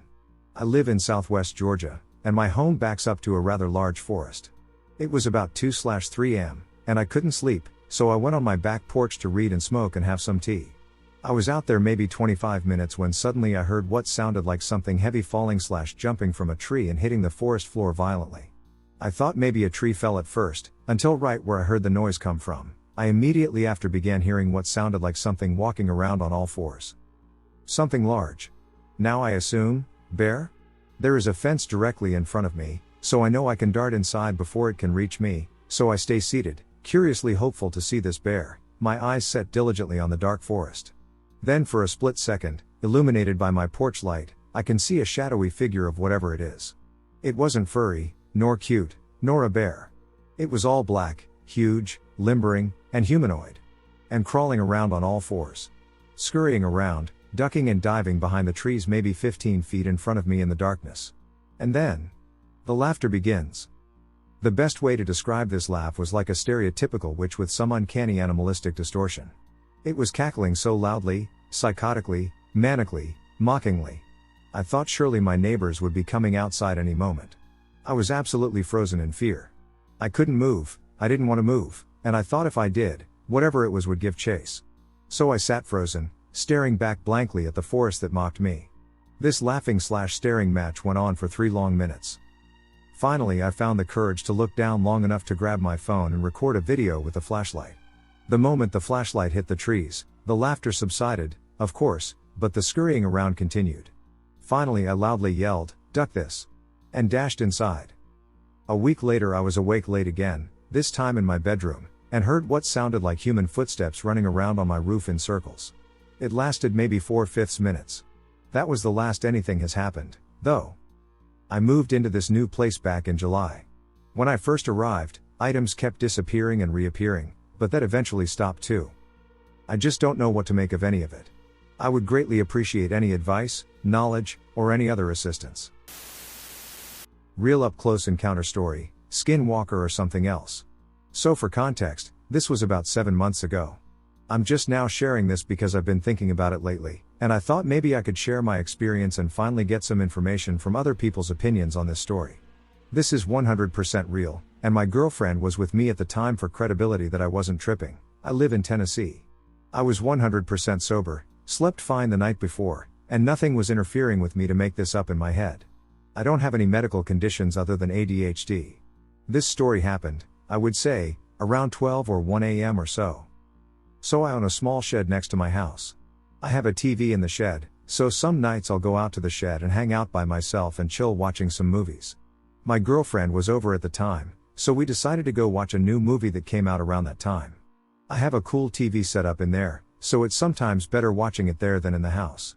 Anyway, I always leave out the back door when I go to the shed, and most of the time I usually leave it open until I come back in. I live in a less popular and non-sketchy neighborhood, so there's usually no problem with people being around to break in or anything. At the time, I owned a dog that was in the final stages of being deaf and blind. She was a small Yorkie/Shih Tzu mix. She could barely see anything, if anything at all. Can you see where this is going? I go back into the house after the movie, with my GF, and I go to the bathroom, and I notice I don't hear my dog walking around doing her nightly blind walks in the house. Usually she'll snoop around the house for no reason, but I think it's because she couldn't see much or was getting dementia. So I look absolutely everywhere in the house, and she's nowhere to be seen. I and my GF are both dumbfounded, and we start thinking she somehow managed to leave through the back door. Take note, you have to go from the hallway to my room, to a back room, to the back door, to the back porch that's raised about 4 to 5 feet off the ground. So we decide we'll look around outside just in case she somehow managed to get lost and come out the back porch and fall off the back porch. She had to have fallen off because it's a pretty big drop and she was almost completely blind. Well, we look for a bit and still nothing. Absolutely no sign of her anywhere. No blood from a fall, didn't hear any squeals when we were in the shed prior, nothing. There's literally no sign she ever got out, but we searched absolutely everywhere.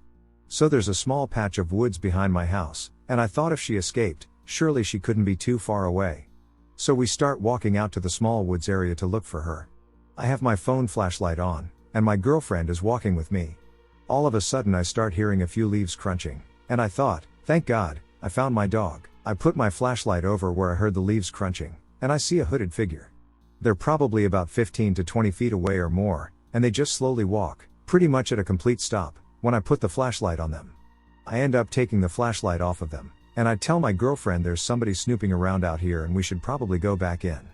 Next thing you know, I hear the leaves crunching again, and I turn the flashlight towards where the figure was, and I just can't believe my eyes. All of a sudden it like switches to a tall gray figure running super fast to the left of the woods. This thing is absolutely faster than anything I've ever seen. As soon as I saw it do that, my whole body was just hit with a big wave of cold chills. Like, I can't even explain the feeling, it felt like the chills went from the top of my head down to my toes. I absolutely booked it, almost even leaving my girlfriend behind. After we got back into the house, I asked her what she saw, and she said she didn't get to see it, she only heard the leaves crunching like something was running really fast. I just absolutely couldn't believe my eyes. To this day I still don't know what the heck it was. It was literally like someone with a hoodie and their hood over their face, and then it turns into a tall, skinny gray figure absolutely running faster than anything I've ever seen. I never found my dog and never found any proof she even got out. We've checked every crevice of the house and even shared online of her being missing in the hope that someone would find her. Nobody ever did, and now she's just a memory. But it still makes me think to this day if what I saw is somehow connected with my dog disappearing. I overthink it, thinking, like, what if it went in the house when the door was open and grabbed her or something? I'll never forget the story, and it was my first ever encounter with something crazy like that. It actually kind of feels good to share this story, maybe others can relate or have experiences similar to mine. Ever since then, I haven't encountered anything out of the ordinary, but I still feel paranoid when going into my shed when I can see the woods in the corner of my eyes. The day after that incident we even explored the small wooded area to see any proof of the creature being there or even my dog, and there was no proof of either. I wish I knew what happened to my dog also, but I know at least she isn't suffering from blindness and being deaf anymore. Encounter story of a coworker on the railway. This is an encounter story from a coworker of mine. We spoke about this a few months ago, and I finally convinced him to let me share it. This happened on our way back from Boston Bar, British Columbia, and just a few miles east of Hope. It was in May of 2021 and around 0230 on a clear night. Our train went into emergency and had no comms from the SBU. So I got my gear on and got ready for a long, shitty walk. I took my bear spray, lantern, my knife, and flares with me just in case. Our train was almost 12,000 feet, so it took me some time to get to the back. We did not derail, and my engineer was able to recover the air. All I had to do was check the SBU and try to re-establish comms.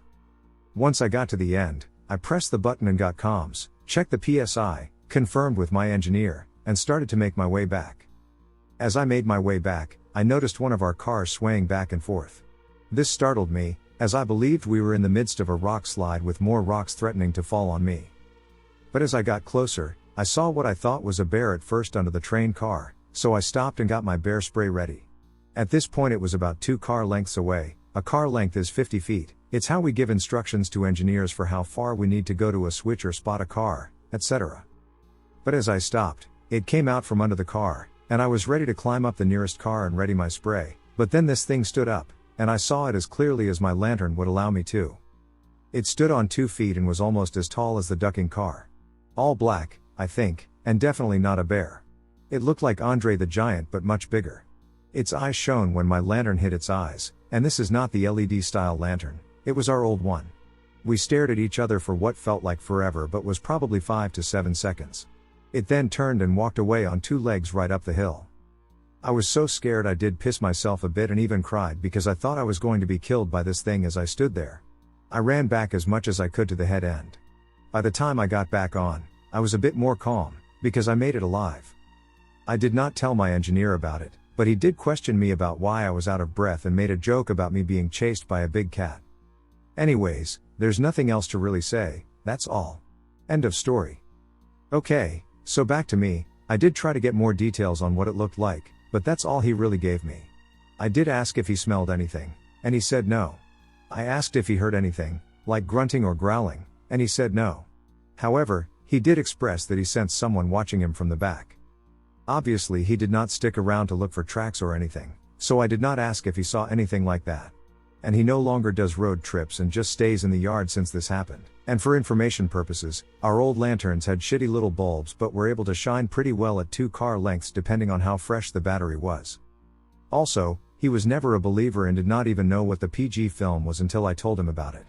After watching it, he thinks that's what he saw. Well, that's his story. If anyone has questions, I'll see if I can get answers from him. Encounter in a suburban area. About 8 years ago, my boyfriend and I were parked on a suburban street, down the road from where he lived. This was near midnight, and the street was completely quiet with no cars in sight. We are in Australia. We were talking when suddenly we noticed this figure in front of us. We both described it exactly the same. It was very tall, very skinny, beige colored, had long arms, had long legs, had no hair, and was hunched over. It was not running but moving faster than the usual walking pace. It was like creeping about. We both froze and said, "Do you see what's in front of us right now?" We were so shocked and scared. We'd never seen anything like it and never heard of skinwalkers before, until now, actually. It stopped moving, turned its head, and looked straight at us. It tilted its head a little, looking at us, and then kept on moving forward. I thought I saw it smile at us, but now I can't be sure. I felt like I was crazy at the time. As soon as it took its eyes off us, my boyfriend turned on the car, and we tried to follow it, though it turned a nearby corner, and we lost it so quickly. We looked down the street and couldn't see it anywhere. I think we were just very curious at the time, like we didn't know whether this was an alien or what, ha. We went straight home and were so scared to leave again. We felt crazy when we tried to describe to others what we had seen. I've seen what I allege to be a Bigfoot twice in my life, on 2 separate occasions.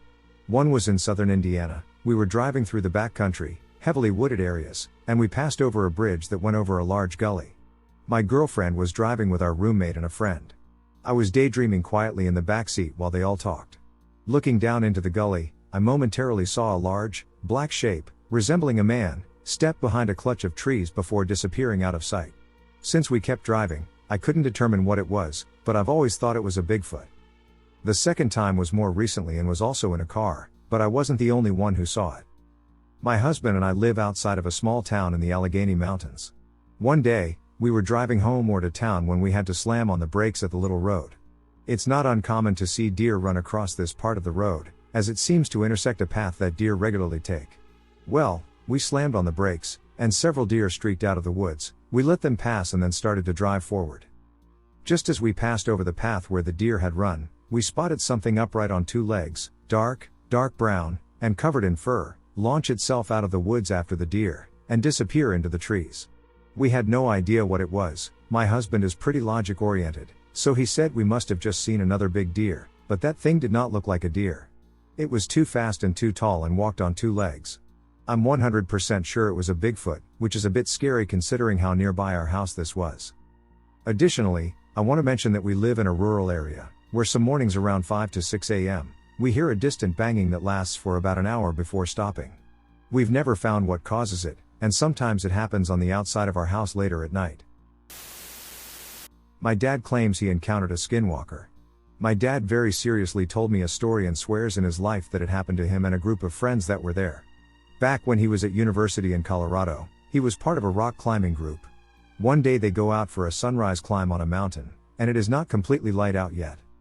In the distance they saw a figure, but since it was still a bit dark, they couldn't completely see who it was and thought it was a fellow climber, so they waved. He says it looked like just a man standing up, and it waved back and then turned and morphed into a four-legged animal, which he says looked like a wolf, and ran away. Everyone in the group saw this, not just him, and he said everyone was so confused and creeped out. It's a short story that ends there, but when he told it to me, he said it was a skinwalker. However, I have learned that skinwalkers are more evil and often lure people to them. This seemed like a harmless friendly encounter, so I'm not sure. But I thought it would be good to share here. I am eager to hear your thoughts and any similar experiences you may have had. Bigfoot-like creature in 1800s Europe. 4 or 5 years ago, my grandmother gave me documents she got from her uncle, who was born in the early 1900s. Among these documents were genealogical records and stories from his village in Corsica. One of these stories tells of a creature that looks like Bigfoot. Ottavione's perspective is crucial in telling this story. I have never found any actual records of him, but he was definitely a real person. In other stories, it is mentioned that 3 people murdered him, and I have located those individuals. However, the village records are quite poor. This village has always been cut off from society, like many other ones on the island. There is no way any person from this region had heard of Bigfoot, especially at that time. Ottavione died between 1810 and 1830, so the story must take place somewhere between 1780 and 1830. I know people are very passionate about Bigfoot, so I felt like sharing it with you. I will translate it for you, but some words were chopped off, and translation isn't easy. I'm sorry for that. One day, Ottavione was told that a man or monster with a human figure was repeatedly sighted in the region. He was hairy, from head to toes, it was said, of a great height with strong and falling hair, chevelure, which means the hair a normal human has on its head, and the hands garnished with abnormally long. Longs is masculine, so the missing word might either be fingers, nails, or hair. The word of the presence of this strange being in the region had spread within the population, which feared every instant to encounter him. Ottavione didn't worry about the event that made people talk and, on the contrary, wished to meet this human animal, who, like the beast of the Gévaudan, a wolf-like beast from France, was mongering fear in the region. Chance answered his wishes. One day when he was in the place called Monegino, and at the moment he reached the stream of that name, he saw the animal he was told about. He resembled the description perfectly, a sight that could only evoke fear. He was transporting a quantity of meat, probably from a wild animal he had killed. As soon as he sighted Ottavione, he extended to him both his, maybe arms, and shouted his usual cry, moo moo, after which the name Makyu was probably given to him. Ottavione, far from being afraid, asks his dog to attack him and runs to meet him at the same time. The dog attacks him while the master comes to save his dog, and hits him with a knife. At this moment, the Makyu finds himself in a desperate position. If he avoids the dog's teeth, he cannot escape being stabbed by its master. He has to recognize the fight is too unequal, and he has to resign. With his body shredded and his hairy coat dripping with blood, he retreats further into the valley of the river, not far from the location of this event. It is said he followed the sides of the body of water until its mouth, embouchure, which here means where two rivers meet, at Siposa, where he died from his wounds.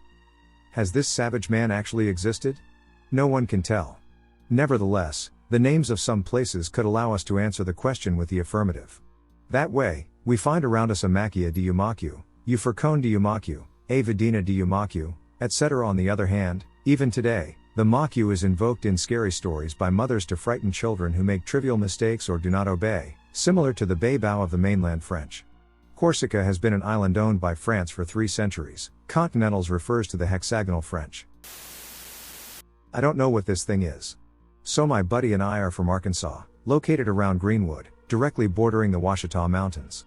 This story involves him, and I'm just recounting it. This dude is a country dude who hunts, blue-collared to the gills, tough, and redneck. Old southern boy. Grew up with him, and I'd trust him with my life. I believe this happened a few years ago, but he's out deer hunting one morning, and he hears this noise like something moving in the woods. He said it sounded strange, not quite like a deer, but almost bipedal. But he said this sucker was walking weirdly. The creature appeared to walk with a limp. Old buddy said he estimated this thing to be 200 yards out and that it was super quiet, with no nature sounds. So I guess that's how he was able to hear it. So he takes his rifle out and looks through the scope to see what this thing is. And sure enough, he sees a person wearing hunting clothes, but nothing orange, like you're supposed to wear, and indeed it was dragging its leg behind it in some sort of shambling gait. He also said it had some sort of beanie or something on. But the catch is that when he looked through the scope, this thing looked at him. Except it couldn't look because it had no face. Yeah, buddy. Scary shit. He said that he could feel it watching him, and he felt terrified. Like its gaze was penetrating. I don't know what he did directly after the fact, but he did say that whatever it wasn't necessarily heading his direction. The deer's path angled towards him as he stood in his deer stand. And speaking of damn deer, he told me another story that I think took place before this. He was driving home one night, and if you know the area south of Greenwood, Arkansas, it can get pretty isolated and wooded. He told me that it seemed that someone was tailing him on the way home, and when he turned into his gravel driveway, he looked into this field. I believe it was separated from this gravel driveway by barbed wire. And what does he see? A dadgum deer standing on its hind legs, with a crooked neck looking at him. He doesn't know if the people following him were connected to that or not. But there's more about this driveway. This took place over a course of time after both instances. I don't know if it was weeks or months, but it was regular. Now if any of you live in the country, you know how driveways are a lot of the time surrounded by trees until you get to your house. Anyways, he's driving back home, around 1 at night, he said, and his windows are down on this driveway.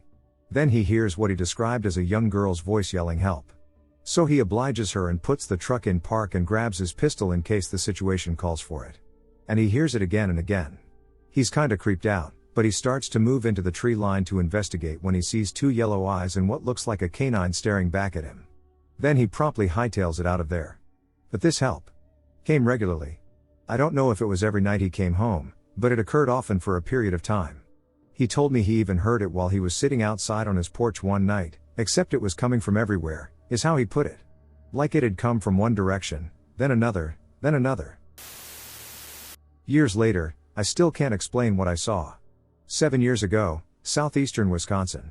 So far, I've only told a few people close to me about this experience. It took place in southeastern Wisconsin. Roughly 7 years ago, I went with a girl I was seeing to a nature center about 20 minutes from my house. I was 19 at the time, she was a year younger. It was about 10 p.m. when we arrived. We brought a blanket with us and made our way up to the main hill that overlooks the city of Waukesha. From a very long distance, up on this hill, through some pretty heavy woods, there's an area right at the top of the hill that has a wooden bench with no backrest. It was just the two of us, as we were the only car in the parking area. I've been on the other side, down the steep hill, once before, so I had a good idea of where we were going to lay out the blanket. We set up about 25 to 35 yards down the hill, away from the top bench area. Mind you, aside from an old wooden bench, it's nothing but woods and tall grass fields. We lay there for a good 45 minutes, looking at the sky. I knew from being here in the past that if somebody else comes and they're at the top of the hill, it's impossible to see them from the area we were at, but you can easily hear them. At around that 45-minute mark, something caught my attention. It sounded like somebody was up on the top of the hill, rustling the leaves and dirt around. I didn't want to startle her, but she realized I was paying attention to whoever was up on the hill. The moon was fairly bright that night, so I had a decent view towards the top, but as I said, it's almost impossible to see a person up there, and if you do, it's only the very top of their head. At this moment I start hearing an almost huffing/puffing/light growlish noise. I thought that was pretty odd and crouched down a bit, still my eyes locked up top. I assured her through whispers to just stay down and stay still. We really didn't feel like getting noticed by anyone up there. Here's where this takes a very odd turn. As I'm hearing these noises, seeing nothing up top, a figure appears smack dab on the exact point of where the bench is located. The noises continue. So here I am, my mind racing, trying to remain calm and make sense of the situation. I decide it's just some guy standing on the bench acting like a weirdo. But the more I watched, it was clearly not a person. I could see a thick, dark figure from the belly button up. Actually, I'd say about 5 inches up from the belly button area. I watched on as the figure's head went side to side like a madman, huffing and puffing, basically completely spazzing out. The head of this creature was much, much larger than any man I've ever seen in my life. It was evident through the moonlight I had that this thing was one solid dark but not completely dark color. I'm in complete disbelief, still fighting to play it cool, as the girl I'm with is behind me trying to stay as flat and still as possible and facing the opposite direction. The creature stayed in one spot, never pacing, yet its head snapped side to side, almost studying the hill and land around it. I assumed this thing must be standing atop the bench, making it appear very tall. Nope, dead wrong. For some reason, this creature abruptly swivels its head to the right and accelerates with a force that left me in complete shock. It didn't jump off of any bench. I witnessed this thing run on an angle down the side of the hill for about 30 to 40 yards, upright, at a speed that no human being is capable of. I sat there, jaw dropped, as it vanished into the woods. I instantly turned around, snatched the blanket while pulling her up, and said, "We need to go now." I didn't even care that this thing could possibly be lurking in the woods. I did not want to even chance staying out on the hill for another second. We finally are about 100 yards from the car. No, I did not run into the thing. However, both of us heard a horrifying screech or yelp coming from about 100 to 200 yards away that lasted for at least 10 to 15 seconds. It was a noise unlike anything I had ever heard before. She was beyond terrified and grabbed me as we stood completely still. The final 100 yards we jogged, trying to make as little noise as possible. This thing had to be over 8 feet tall, at least 300 plus pounds. No clothes, one solid color. The creature emitted animal-like sounds, akin to those of a pissed-off animal. Ran on 2 legs. The part that to this day freaks me out the most is the speed at which this creature ran. It was not normal. Last thing I'll add is that this area is located about 30 minutes from the Bray Road beast sightings. Can anybody relate to what I saw, or maybe make sense of what it could have been? I haven't been back to that area since that night, close, but I'm never going back in the woods. Let me start off by saying that while I've been open-minded, I was always a show-me-the-body kind of person. With that out of the way, I live next to CVNP, Cuyahoga Valley National Park, between Cleveland and Akron. While it's highly built up and pretty hard to become lost in, there are still plenty of areas that people never go in, especially if they are off the trail. My friend Joe and I decided to go stealth camping one night in May 2017. Mind you, there are no camping spots open in the park, so we start on a trail and then hop off to find a spot that's hidden far from view. We'd use Google Maps to look at the area and find a place that's far from any houses or roads and preferably far from an established trail. A little about Joe and me: we both spent 20 years in the Marines, and once out, we'd be in the woods hiking, camping, or hunting at every chance we had, so we got to learn the sounds of the woods and every creature, so we thought, in the woods of Ohio. The park closed at 11 p.m., but because it's in such a major metropolitan area, there are roads all through it, so when his wife dropped us off around 9 p.m., we were just another car driving through. We started to hike on the Buckeye Trail, a trail that circles the state, and were navigating by the moon and known landmarks from hiking the trail so much. Once we came to the large fallen tree, we took off from the trail, keeping a ridge line to our right and a creek to our left. The area we were headed to was a finger that pointed out where 3 little creeks all met that then flowed into the river. The hike in and setup off camp were uneventful, and we enjoyed cigars and a finger of scotch, then just laid out and enjoyed the sounds of the woods. We had hammocks, and since we were in areas we really weren't supposed to be in, we didn't have a fire or set up like a normal campsite because we had to stay stealthy. Eventually we drifted off to sleep until around 03:00 or so, when we heard huffing and splashing in the creek 25 yards away from us. As I've said, we know the sounds of animals all throughout the area, and at first we thought it was a deer that caught our scent and was gruffing and puffing. We both were awake at this point, and Joe asked if I heard it. I told him yes, and at that point we heard loud footsteps coming closer to us along with heavy breathing. It sounded like a large dog with a stuffed nose but twice as loud. With what little light that came through the trees and bushes, we couldn't see far but glimpsed a shadow of something large that moved between an opening of 2 trees and got a whiff of something that smelled like a combo of a skunk and ripe roadkill. After what seemed like a lifetime but was probably only 5 minutes or so, the night went quiet again as we heard whatever it was move off the way it came. Of course, we got zero sleep and stayed wide awake till the first bit of sun was peeking over the ridge, when we packed up quickly and left the area to meet his wife for pickup. She could sense something was wrong, as we were both dead quiet and were scanning the woods all around us until we got home. We are combat veterans, but we knew that whatever it was had us in its territory, and we didn't want to make any noise or movement. We talked about looking for prints or anything but wanted to GTFO right away, and if we were to go look, we'd want a few other friends with us. Joe and I still go out and camp, but we haven't been back to that area, and when we drive down the road that is nearby, we are always scanning the tree line, looking for a glimpse of anything that could give us answers. We were on the western side of the park with our hammocks in an east/west direction, and the creeks were to our southwest side. The closest road is Snowville Road, and that was to our north around 2 miles away. To the north and near the road there are clearings, and then to the east of us is a ranger station, Conrad. Was it the big guy? I don't know, but it didn't sound or act like anything else I've seen or heard in these woods before. Not sure what this was. So last night, I'm having some brews with my homie. It's around 10:30ish when we head down to my local park. Typically during the day we'd go to this trail behind the park that is open to the public. After hanging out and speaking with a normal vibe, we had to go piss, so we decided, let's just go down to the trail entrance since it's dark and enclosed and piss down there. So we're walking, and as we're in the entrance area, we walk a little bit further into the trail but close to the entrance. We are feeling a very normal vibe, laughing and continuing drinking.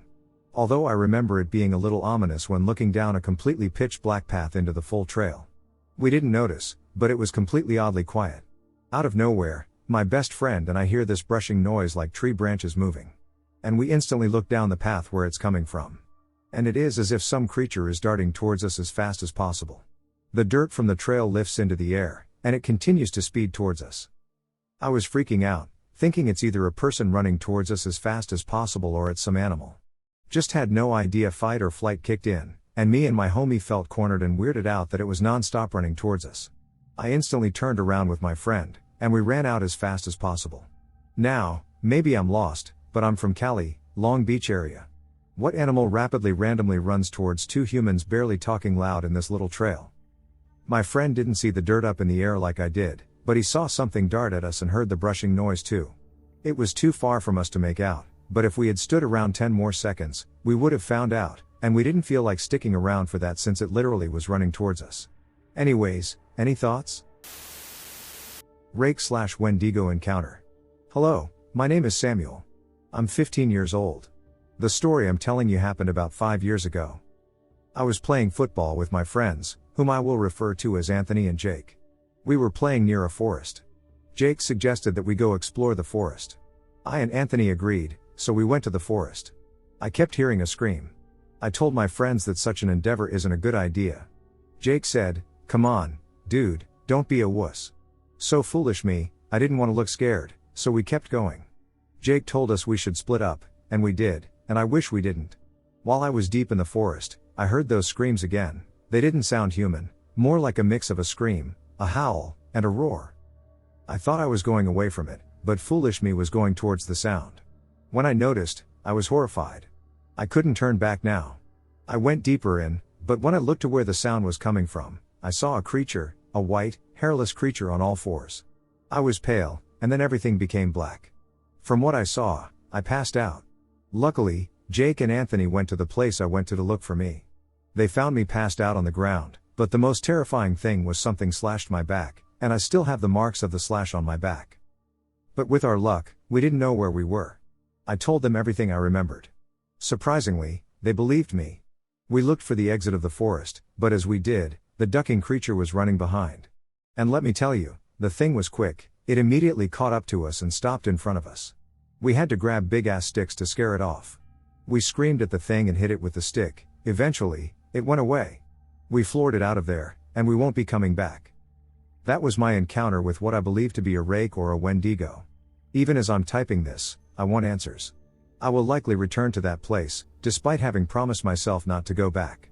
I will look for answers if I come out alive. Small white featureless beings in my dreams. Has anyone had similar experiences?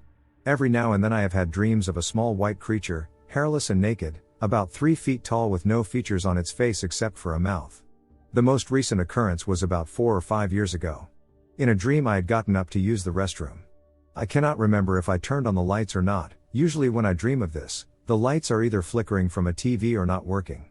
Before I could use the restroom, I heard something from inside my shower making an awful lot of scurrying and scuttling sounds. It was as if I startled some animal that was sleeping inside the shower. Despite being utterly freaked out by the sudden clatter, I found myself moving towards the shower. I have to mention here that what accompanied it was a specific feeling that occurs often in many of my other dreams. It was a feeling like warmth getting fuzzy all around me. Sometimes if I dream of floating, this feeling is quite energizing and even sensual, but not in a physical way. Like electricity, static, some kind of empowering feeling. I was aware of myself reaching to open the curtain, and also I was terrified to find out what it was. Before I could pull the curtain away, this white being, about 3 feet tall, small, and with white skin without hair, flew out. I was dumbstruck by its speed. The white creature began to flop oddly against the corner of the restroom, only about 2 feet away from the shower. Its flopping was absolutely strange, and I know this might sound weird, but the whole damn thing is really, but it also seemed kind of sad and funny, like watching a confused animal trying to make its way out of a trapdoor. The odd thing was that it looked like it thought it could leave through the corner of the wall, as if suddenly it could not go through and was terrified. What I did next, this all happened within seconds of opening the curtain, was really odd. Watching it flop in an almost cartoon-like way, its arms were wobbly, and it looked like a vibrating Pixar kind of toy. I grabbed at it by its very small neck, turning it towards me. It was probably the size of a toddler, but its proportions were more like a small, generic man without genitals. I looked directly at it, still flopping like a fish out of water, and all it had on its face was a mouth with lips, and it looked like that wasn't even something it knew how to use, as it made no sound of gasping or breath. I woke up immediately, feeling absolutely freaked out, but I eventually forgot about the experience. I think upon recollecting it to myself, I kind of thought it was funny and sad after the shock wore off. Like watching a helpless animal. About a week later I mentioned it to my mother and little cousin as we spoke about our family dog in the upstairs hallway. My little cousin, who had wide eyes, exclaimed, "OMG, I had a dream about a small white creature that was about 3 feet tall and had no features except for red eyes." There are more occurrences of these small beings throughout my life, but I'll just wait to mention those if this interests anyone at all first. I encountered something in the woods in Florida. My boyfriend and I went out around 10:30 to go catch possums and raccoons at my school's arboretum one night. I've run these trails for months 2 to 4 times a week at early hours of the morning when it was still dark. I know them inside out, and I'm comfortable with them. We walked my normal route, which just consists of taking the first path left and then walking forward with 0 turns. This takes you around the perimeter of the arboretum, where you can literally see the football field and residential houses. We'd been walking about 45 minutes when I hear a noise to the left of me like a small animal, and I look around in the bushes. The grass here isn't too long. He points toward the trail and asks if I see a deer. I've got pretty good night vision and senses. I've been walking the woods by myself since I was like 10-11. I didn't see it, but he just kept pointing and saying that it was moving and even said it leapt across the trail at one point. By this point the woods were completely silent save for some very faint bug noises, but I saw and heard nothing. I jokingly asked him if he was hallucinating, and he made an offhand comment about how it was unusual for a deer to be by itself. We didn't think anything of it until after we got out of the trail. We walk another mile or so, and the terrain looks totally unfamiliar and smells super strong like weed and burning. I look at him and tell him that this wasn't the trail I usually took and I had no idea where we were. About there the path forked into a very dark path forward and a small trail to the right, which was the direction of the entrance. Despite his insistence we go forward. I took us right. After not even 15 feet of walking in that direction, I hear a faint crunch of a branch to my right and ask something like, "Did you hear that?" He takes his phone out and turns the light on, and I start looking in the field, thinking it's an armadillo or something. The grass here is incredibly dense, easily 4 feet tall and up to my lower chest, but there are no trees, we verified on maps.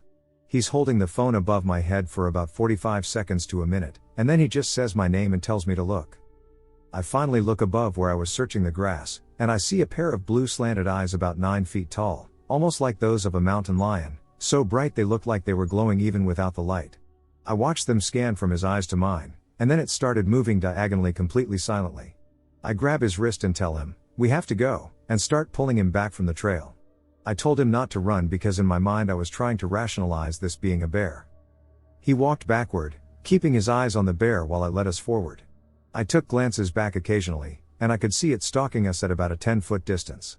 It kept moving crookedly and almost completely silently. The bushes didn't seem to move as it walked, the only thing you'd hear is the occasional crack of a small twig. After about a half mile of this, it lets out a shriek, for lack of a better word, like nothing I've heard before. I've heard mountain lions and coyotes, but this was completely different. At that point we ran out of there, screaming prayers. We could hear the crickets and other bugs crescendo and get louder as we made our way back. I called my stepdad and explained what happened to him, and he stayed on the line while we made our way out. Neither he nor I are very superstitious. We would even make jokes about my mom burning sage in our house to get rid of bad energy, but I could tell by his voice he believed us and was trying to get us out without panicking us more. The whole time we were running, my boyfriend kept telling me things like this isn't the right path, we need to turn, even though it was just a straight shot back. Once we made it out, he couldn't stop looking toward the woods and kept telling me his body was telling him to go back and things like that. It was super unsettling. I didn't start to panic until we got back to his house. I couldn't stand going home alone and walking by that forest at night to get back to my dorm, so I stayed at his place until sunrise. Every time I tried to close my eyes to sleep, I saw images of the eyes and these ducked up deer. I didn't sleep for about 48 hours, and when I finally did, it was a restless 2 or 3 hour nap. I've had extreme paranoia since being back and can't stand to go anywhere without him on the phone. We've tried to rationalize it, but nothing makes sense. It didn't move or sound like a bear, I've seen plenty, and there were no trees for it to have been a panther, not to mention the fact there's never been a sighting in this part of Florida for several miles. Nothing else but possibly a panther could have had those eyes or that scream or stalked us through the woods the way it did. The only other thing I could imagine was a drone of some type, but the woods were dead silent, and we never heard any mechanical sounds. I had an encounter with a Bigfoot. I live in Missouri, Henry County to be exact, and I live out in the sticks. I have 3 dogs that I take outside so they can do their business before they go to bed. Charlie, my Chihuahua, Roxy, my Red Heeler, Blue Heeler, and Border Collie mix, and Gizmo, my Shih Tzu. I have them on collars that have a beeper and vibrate buttons so they don't run off. Well, as I'm taking them out and making sure they do their thing, I notice movement out of the corner of my eye. I have a headlamp on, and I move my head to where I caught the movement. I didn't think much of it because it's normally a deer, raccoon, or something of the like. What I saw, though, was nothing I'd ever seen before. I couldn't get a good judgment on how tall it was, but its eyes were level with where the branches started to branch out of the trunk of the tree, which is pretty high up. If I had to guess, I'd say like 7 to 8 feet in the air. This is also near where we have burned barrels for trash, which is why my dogs were over there. I could only see the eyes at first as they gave off a reflection of the light that shone at them, a deep red. I kept looking back at them to make sure they didn't move. After a few seconds of looking away and back at the eyes, it began to try to circle around the area. From the tree where I first saw the eyes, it moved 15 steps to another bundle of trees. I know how many steps not only because I've walked that, but also because I could hear each step it took, then behind the burned barrels, and then it began to walk behind the shed we had that's next to it. As it was beginning this circle is when I got a good look at this thing. It had a dark, muddy brown coat of matted hair and a large mouth that had big canines. The hair almost looked like it had spots of red in it, not like ginger red, but like blood red. Its hands and torso were the largest I've ever seen on something bipedal. It looked like it had shiny black claws or fingers. Then as it started getting closer, I could hear it grunting, almost like a mix of a pissed off bull and a deep, guttural human grunt. As soon as I heard that, I hit the vibrate button on my dogs. They knew that meant to come and follow me in the house. I got them in the house, grabbed my 20 gauge, loaded it, and stepped outside again to at the very least scare whatever I saw off. I looked around, shouting at whatever it was to leave, and as I got closer to the burned barrels, I could hear the grunting and the thudding of its footsteps retreating. This all happened right before I was going to go to bed and literally 10 minutes before I started typing this out. I like to think of myself as a pretty cool-minded guy, but this experience has me literally shaking and cowering. I don't know what I saw. I know for sure it wasn't a bear because we don't have bears in any of the counties I live near.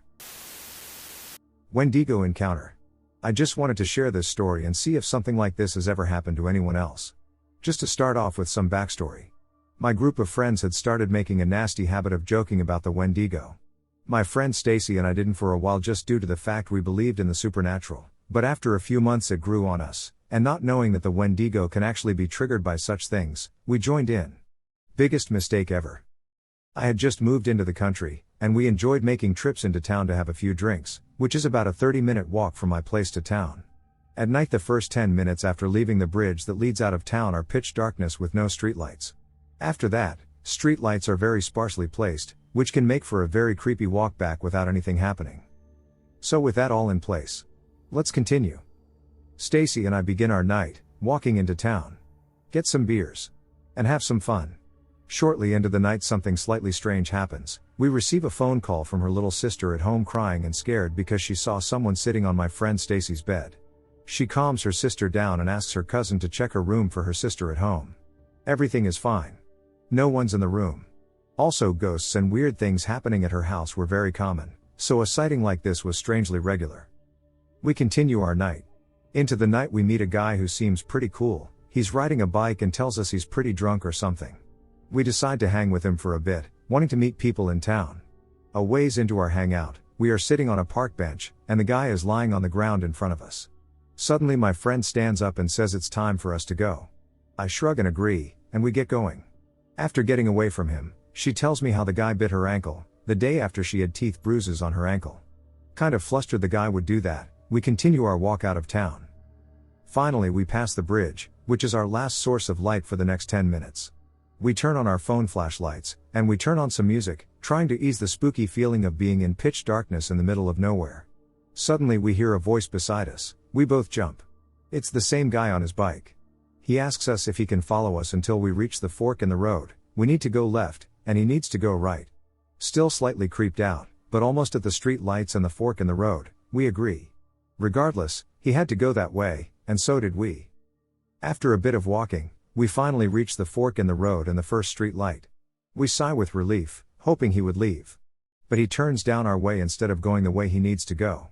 Now at this point we are thoroughly creeped out. We try to ignore it and keep walking, holding our breaths, wanting to reach the next street light, which is some ways away. Finally, after what felt like forever, we reach the next street light. Which is also for some reason a small graveyard. I hate my area.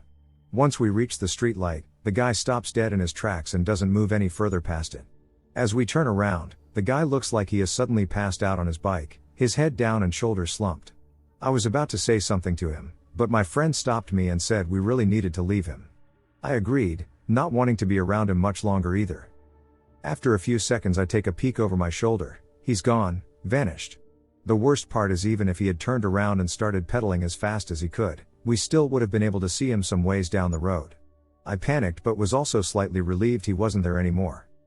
We continue walking, trying to pretend we aren't creeped out. Walking quickly from street light to street light. Finally we reach my driveway. My driveway is a long road of darkness. We hadn't put any lights in yet to try and brighten it. We began to walk slowly, holding our breath, some weird feeling of dread coming over me the closer and closer we got to my house and the further into the driveway we entered. I don't know what came over us, but the sudden feeling of you need to run. And you need to run fast. Came over us at the same time. We took off bolting at the exact same time without having to say a word to each other. We got to my front door, and I unlocked it quicker than I ever have before. We get inside. Just as I'm about to close the door, this hellish scream or growl, whatever the sound is, comes out of nowhere. I could hear it getting close to the door and steps. I slammed the door closed and locked it, and dropped to the ground in fear. We both sat there holding our breaths, scared to even breathe. Fast forward a couple weeks, I and my Stacy had forgotten about what happened. Suddenly it came up in convo, and we tried to find the sound we heard. Nothing worked. We looked up every possible animal, even animals that weren't likely. We spent an hour on this. Until we decided to look up the sound of a Wendigo. It was the only sound that fit perfectly. We don't joke or talk about it now. I won't, I hate to. Even writing this made me feel scared to bring it up. Thanks for listening and letting me share the deepest fundamental fear I have ever experienced. I'd like to share my most terrifying experience, which I believe was contact with something vengeful. I am going to do my best to describe this encounter with as many details as possible. I decided to take a walk a few nights ago. I live along the Mississippi River, near East River Road in Minneapolis. I've taken this route many times before, day and night, and had previously walked the same route around the same time a few nights before this incident took place. I had a few strange experiences on my way down to the woods along the riverbank. On my way down the large staircase to the riverbank, I heard a couple chattering above. I looked up the stairs multiple times and saw no one, but I swear to God I heard one of them say, "He won't make it back." 15 minutes later on my walk, Things were going great. I was enjoying my time in the woods, and peace was filling my soul. Please note that I have a history of camping, hunting, and hiking alone in the woods, and I have never been scared of being alone in the dark. I have sought therapy out of curiosity and consider myself to be fairly neurotypical. I also have a strong sense of self and think in my own personal Jiminy Cricket voice, which contrasts with the thought processes of many others. The sun was descending past the horizon, and I decided to continue onward. I reached a hard-to-make-out bend in the path that I could not see past, and all of a sudden a woman's voice popped in my head, "Turn around." I gleefully ignored it and continued on my merry way. Turn around. I decided on a log that would be a suitable stopping point in front of me and continued onward. Turn around, echoed through my skull the second I reached my predesignated stopping point. At this moment, a wave of inexpressible anxiety shivered its way through my core. I was shaking to the bone. I turned on my heel and marched my ass back the way I came. Something deep in my essence told me if I did not turn around at that moment, I would be dead. The sun had descended past the horizon, and coincidentally at this moment I was swallowed by total darkness.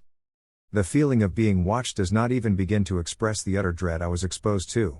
Someone was trailing me. I do not know whether it was an animal, a human, a spirit, or something in between. However, the presence of impending doom behind me was unmistakable. Have never known such fear. I have experienced panic attacks during college, grief from a breakup with a woman I believed I would marry, and the crushing weight of debt, but I have never felt such utter hopelessness in my entire life. Heard the woman's voice again, "Do not look back," and heeded and marched, ignoring the shadows flickering in the outskirts of my vision. I rounded a bend, climbed a hill, and started to feel a release from the presence. I still sensed a presence following me, but it was from a considerable distance, not close enough to cause me harm. I slowed down a bit, and this was one of two errors that night.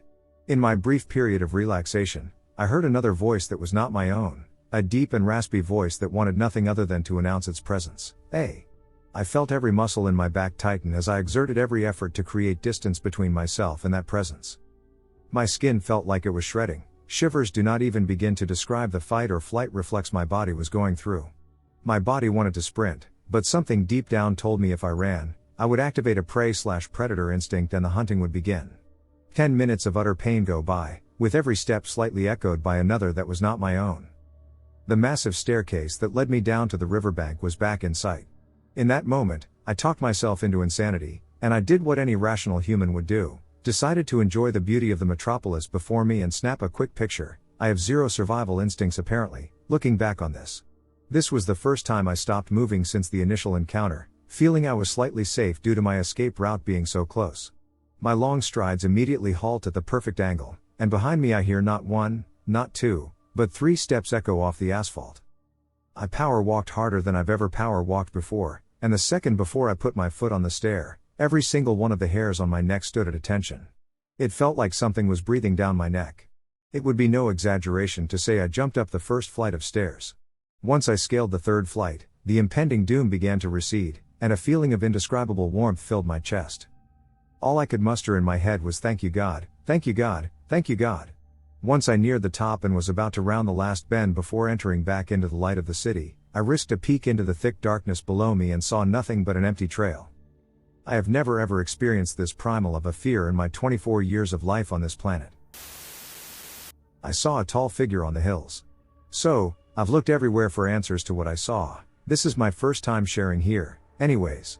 When I was around 12 or 13 years old, I was driving home from my uncle's house in Fresno, California, and we passed by some tall hills. The hills were not tall enough to be classified as mountains, but they were still quite tall. It was like midnightish, and I looked outside my window and saw this really tall, skinny, almost stick-like creature walking slowly along the top of the mountain. The closest I got to an answer was that it resembled a dark watcher, but it wasn't human and didn't wear a hat. It appeared to be just a really tall, walking line. I've only seen it one other time, which was recently when I visited my TO again a few weeks ago. I have no idea what the matter is, but if you guys have any answers, please let me know. Questions are welcome, of course. Wendigo encounter. I don't know how to start, so I'll just say some stuff and hope it makes sense. Let's get into it. I'm from Canada, and I live on a reserve that's about 30 minutes from any town, relatively close compared to other places I've been. Well, it's the end of December, and I'm just getting finished with holidays and spending them relatively alone, thanks to COVID. I get a call from one of my friends. He wants to go hunting. Well, that's kind of a problem because I've never shot a gun or gone hunting before. Pretty pathetic for a Native American if you ask me, but anyways, he tells me he just needs my eyes and another set of legs to help carry whatever he catches. So I agree, making one of the biggest mistakes I would come to regret. So he picks me up in his crappy old Ford truck he uses for hunting, tells me we are going deep into the bush, and we'll find a spot to camp along the way. We drive about 20 minutes into the woods, then we have to walk. We unload our gear and supplies and carry it until we find a nice clearing with room for everything After we set up camp, we began our trek into the woods, going farther than I had gone before. I saw a couple of bucks and rabbits, nothing too spectacular, so we kept looking because he wanted the big daddy buck, and we came to this other clearing, much larger than the one we were camping at, and something about this part of the woods just felt off. It had a heavy feeling, like the air was thick, and it just had a disorienting aura about this place. But we hadn't caught anything yet, and we were getting hungry, so we spotted a rabbit in the middle of this clearing. Buddy lined up the shot, and bam, we had dinner. So, being the one without the gun, I went to get our little dinner in the middle of this clearing, and I noticed something odd. It was a perfect circle, with no tree stumps and no sign that any human had made this gigantic circle. I also happened to notice what looked like claw marks on the trees surrounding the area. Buddy said it's from bears sharpening their claws and marking territory, but the marks were so deep into the trees it seemed off. Anyways, it's dark out now, and we are back at our campsite eating and talking about how crazy this pandemic shit is. I also brought up the clearing we were at and how weird it felt to me. I wanted to know if he felt like that too or if I was just exaggerating. My anxiety makes me do that sometimes. To which he said, yeah, he noticed the change in the air too and said it made him feel dizzy and worn out, but he also said it just could have been from the long day we had, so on that note it was time for bed. We both slept in the same tent, it's the middle of winter, and bundling up can only do so much, plus he was like a brother to me, so not a big deal.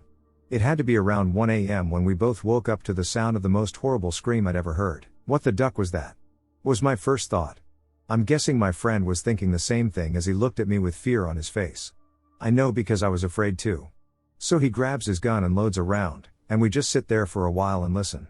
Now I know my friend is at least safe, he's got a gun, but I have nothing. Fear and my anxiety start getting the better of me, so I ask, where's the hatchet we used to split wood? Out there by the fire, he said. So I tell him I'm going to open the tent and grab the hatchet, and when I jump in, you seal the thing back up. I open the tent, and as fast as I can, I bolt out to grab that hatchet. As I go to turn around with the hatchet in hand, I'm quickly greeted by my friend shoving me down by the back of my neck. He puts his finger up to his mouth to tell me to be quiet, and we listen. In the distance I can hear the slow sound of crunching snow and a faint, high-pitched, guttural growl. Now I'm in full panic mode. We don't even have to say anything to each other because we both know our hunting trip was over and it was time to leave. All we had to do was make it to the truck. In the dead of night, it sounded so easy. But it wasn't, and I knew that from the moment my friend said, I'm going to fire a warning shot, but before I could even open my mouth to tell him no, it was too late. The shot rang in the distance, and for a moment there was silence. Then we heard it, a scream so soul-piercing it felt like it lasted forever. It definitely echoed much further than this gunshot did, it was petrifying. I'd never heard such a haunting scream before that I was literally frozen in fear. Then we could hear whatever made this scream charging right for us, with the sound of crunching snow getting closer and closer.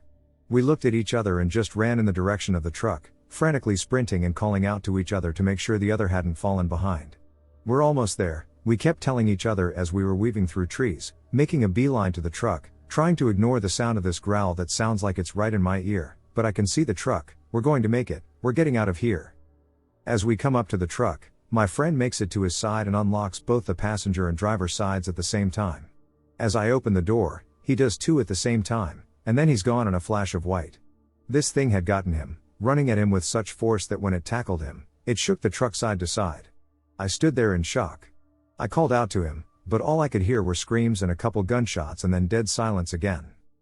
I know in my heart that my friend is dead, and so am I if I don't get the duck out of here. I go over to the driver's side and find the keys on the ground. He must have let them go when he got tackled. I hop in, start the damn thing, and whip it around in the direction I need to get out of here, and then I saw it. Skin as white as snow, completely hairless, eyes that had sunk into its head made dark circles around eyes that were just as white as its skin, no nose, teeth so jagged and sharp that they shined with the color of blood, and lips that looked like they had been chewed off, so all you're staring at is teeth, and its body was so disproportioned but with long, lanky limbs. This thing is blocking me from leaving, but I'm getting out of here no matter what. I floor it with the tires spinning. I shoot forward, and so does it, screaming that blood-curdling scream as it charges at me. Now I'm getting up close and personal as this thing lunges at the truck and bounces off the hood and over the top of the truck. As I'm speeding away, I glance at the rearview mirror and witness this thing get up and just stand there watching me drive off with its head tilted slightly. I realized that I had narrowly avoided death, albeit at the cost of losing my friend. My story. The year was 1986, we lived on a 300-plus acre farm/ranch in the Santa Rosa area of Northern California. At the age of 5, I had already become familiar with the 300 acres. It was a wonderland for a young boy, from exploring to catching snakes and fishing in the pond that was on the property. Every day there was an adventure waiting. Besides the yellow jackets, black widows, and threat of rattlesnakes, I never came face to face with one but heeded the sound of the rattle on a couple of occasions. I never felt afraid while exploring.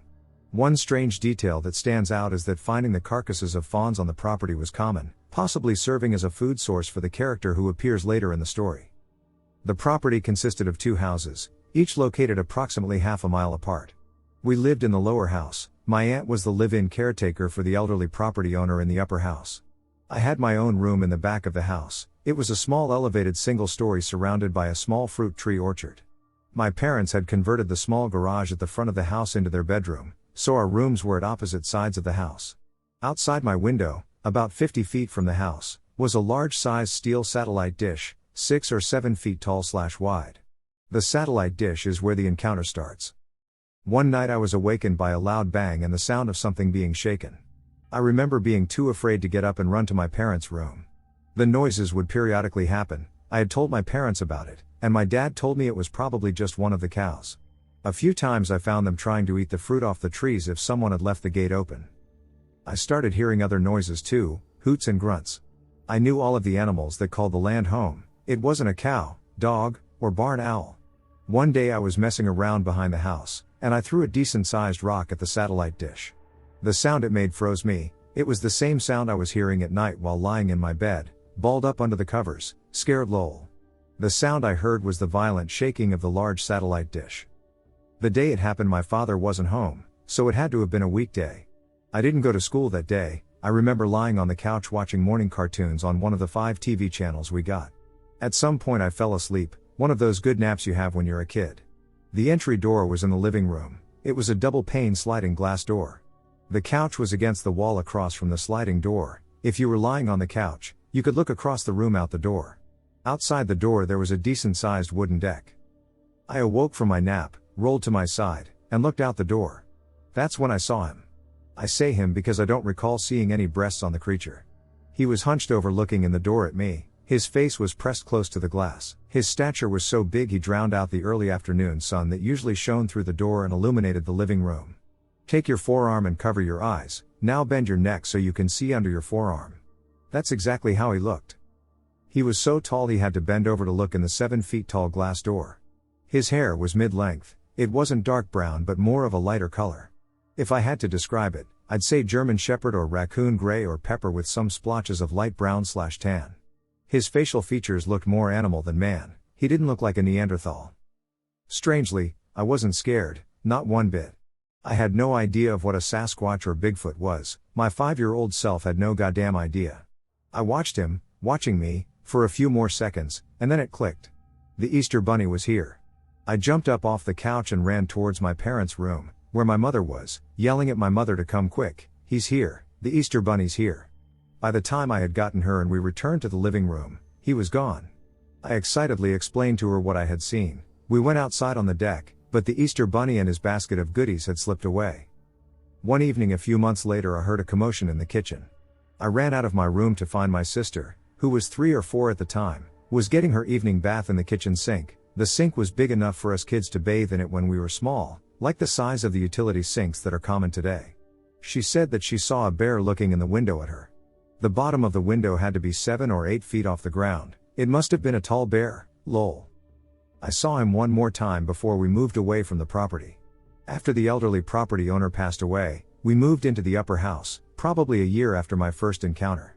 We were headed up the road towards the house right before dusk. I was sitting in the back seat behind my dad, who was driving. I glanced towards the tree line that hugged one of the grass grazing areas for the cows and saw movement. Something was walking at the edge of the cut.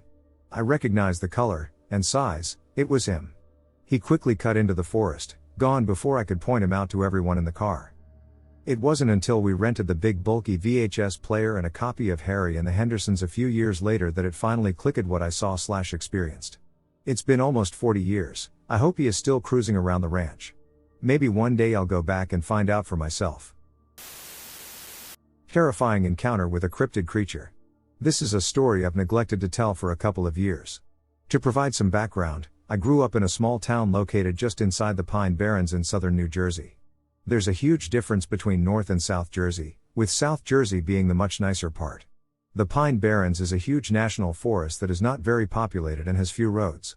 Thankfully, I was on the edge of it. However, the stories about the Jersey Devil were irresistible. I didn't believe in it then, but it always sent chills down my back.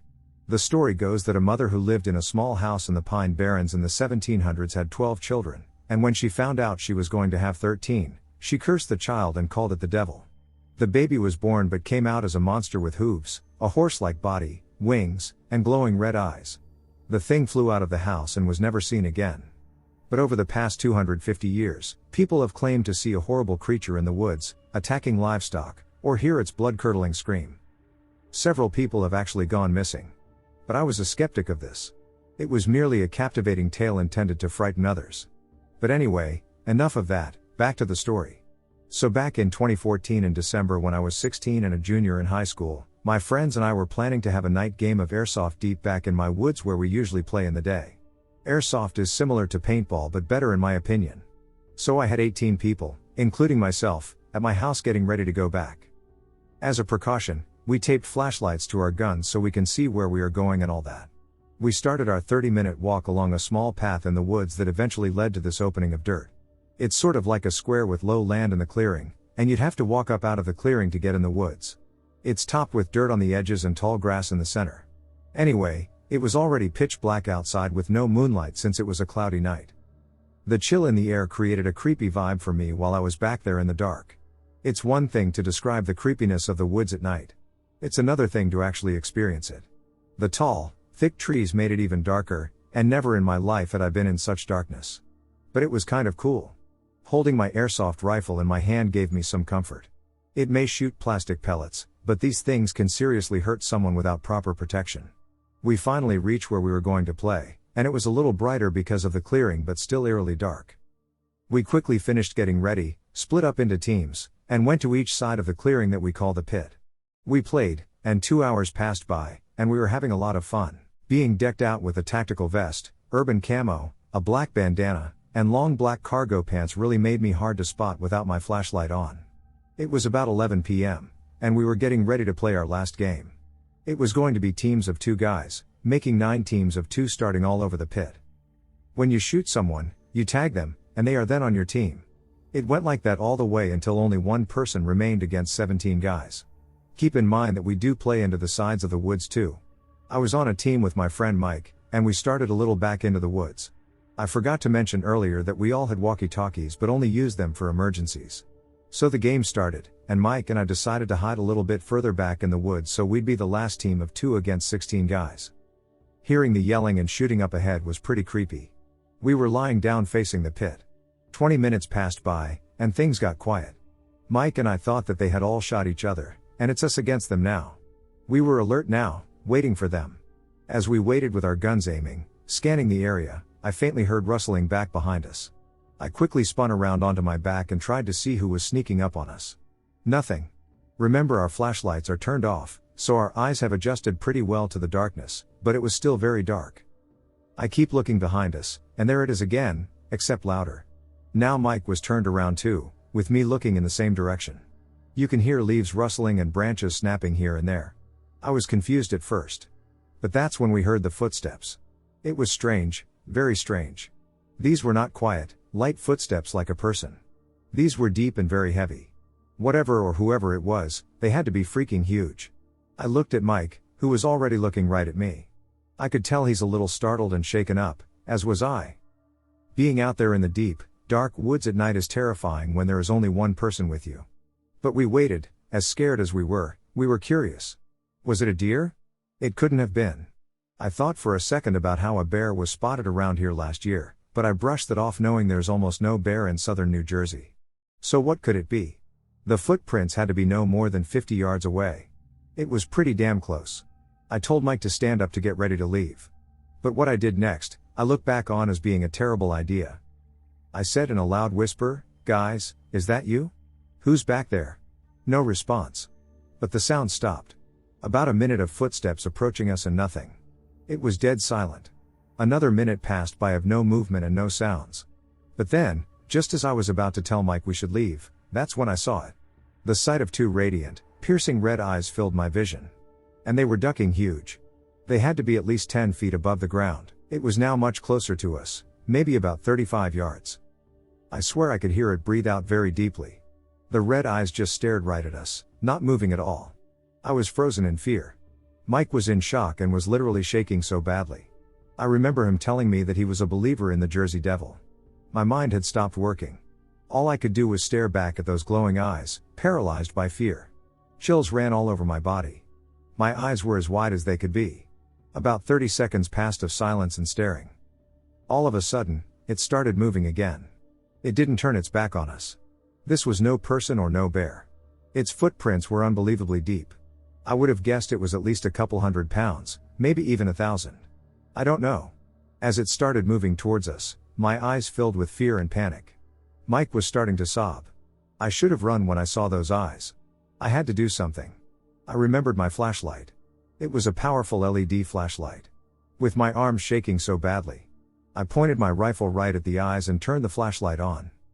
I literally dropped my gun with the light still on. It has the head of a ducking horse. At least that's what it looked like from afar for a few seconds. I could not believe what I just saw. Suddenly, I heard the loudest scream I have ever heard in my life. It sounded like a very loud wail. This blood-curdling scream did it for me. I grabbed Mike by the arm and ran like hell back to the pit. As we started running, I swear on my life that I heard very clearly loud, deep flapping sounds. I screamed like a little kid and ran as fast as I could with Mike in front of me.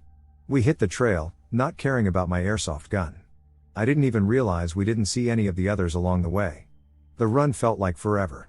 I didn't stop or look back. I was only focused on getting back to my house with Mike. Finally, we made it back to my street and came out of the woods like madmen. We saw all the guys just sitting down at the edge of my street talking. They were silent when they saw us come running out. They told me they thought Mike and I had already gone back and that they've been here for over an hour trying to call me. The walkie-talkie didn't work due to the vast distance and all the trees. I had to catch my breath before I could say anything. They all looked startled and pretty shaken up too. After a good 2 minutes of lying down and drinking all the water we had on us, I finally explained to them what happened. I told them everything. The sounds, the eyes, the ducking head, and the scream. They were dead silent the whole time I was talking, which is pretty unusual of them. They all looked really tensy and frightened too now. Some of the guys said early on in our game, in the beginning, they heard some pretty strange noises out in the woods back at the pit but didn't think anything of it. Was this thing stalking us the whole time we were back there? One of my friends, whose name I'll leave out since I don't think he'd like it if I said it, told me that as they were sitting here talking, they heard out in the distance towards the pit this faint but loud scream, but he couldn't make out any more details because it was too far. It had to be the same scream Mike and I heard from that creature. Mike finally said something, and those two words he said with such certainty and fear. I still remember it like it was yesterday. Jersey Devil. It shook all of us. They believed me and Mike when they saw the fear in our eyes. We all agreed not to tell this to anybody. From where we lived, we'd sound like idiots making fools out of ourselves. We didn't even have proof other than some of the neighbors hearing strange noises. As for my airsoft gun, it took me a week to gain the confidence to go back there and get it. I went by myself, which was stupid, but I went during the day. I knew right where I left it, but when I got there, all I found was the back part of it, which was the stock. I could tell it had been ripped in half, which is pretty hard to do considering it was fully metal with some plastic. I didn't know what to think. I know I had left the flashlight light on when we ran, but it was nowhere to be found. I don't know what tore my gun apart.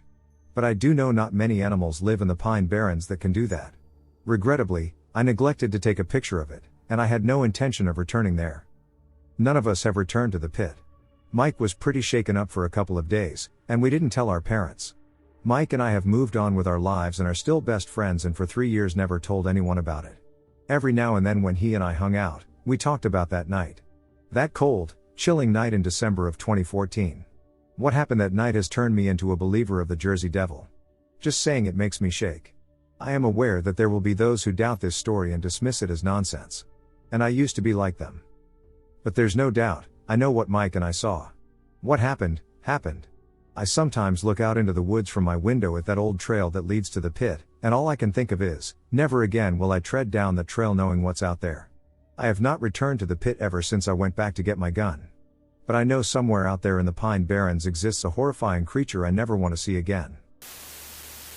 Many years ago I had an encounter with a Wendigo. I'm part Cherokee and had heard about these monsters before. It was late at night, I was a teenager. I lived with my family.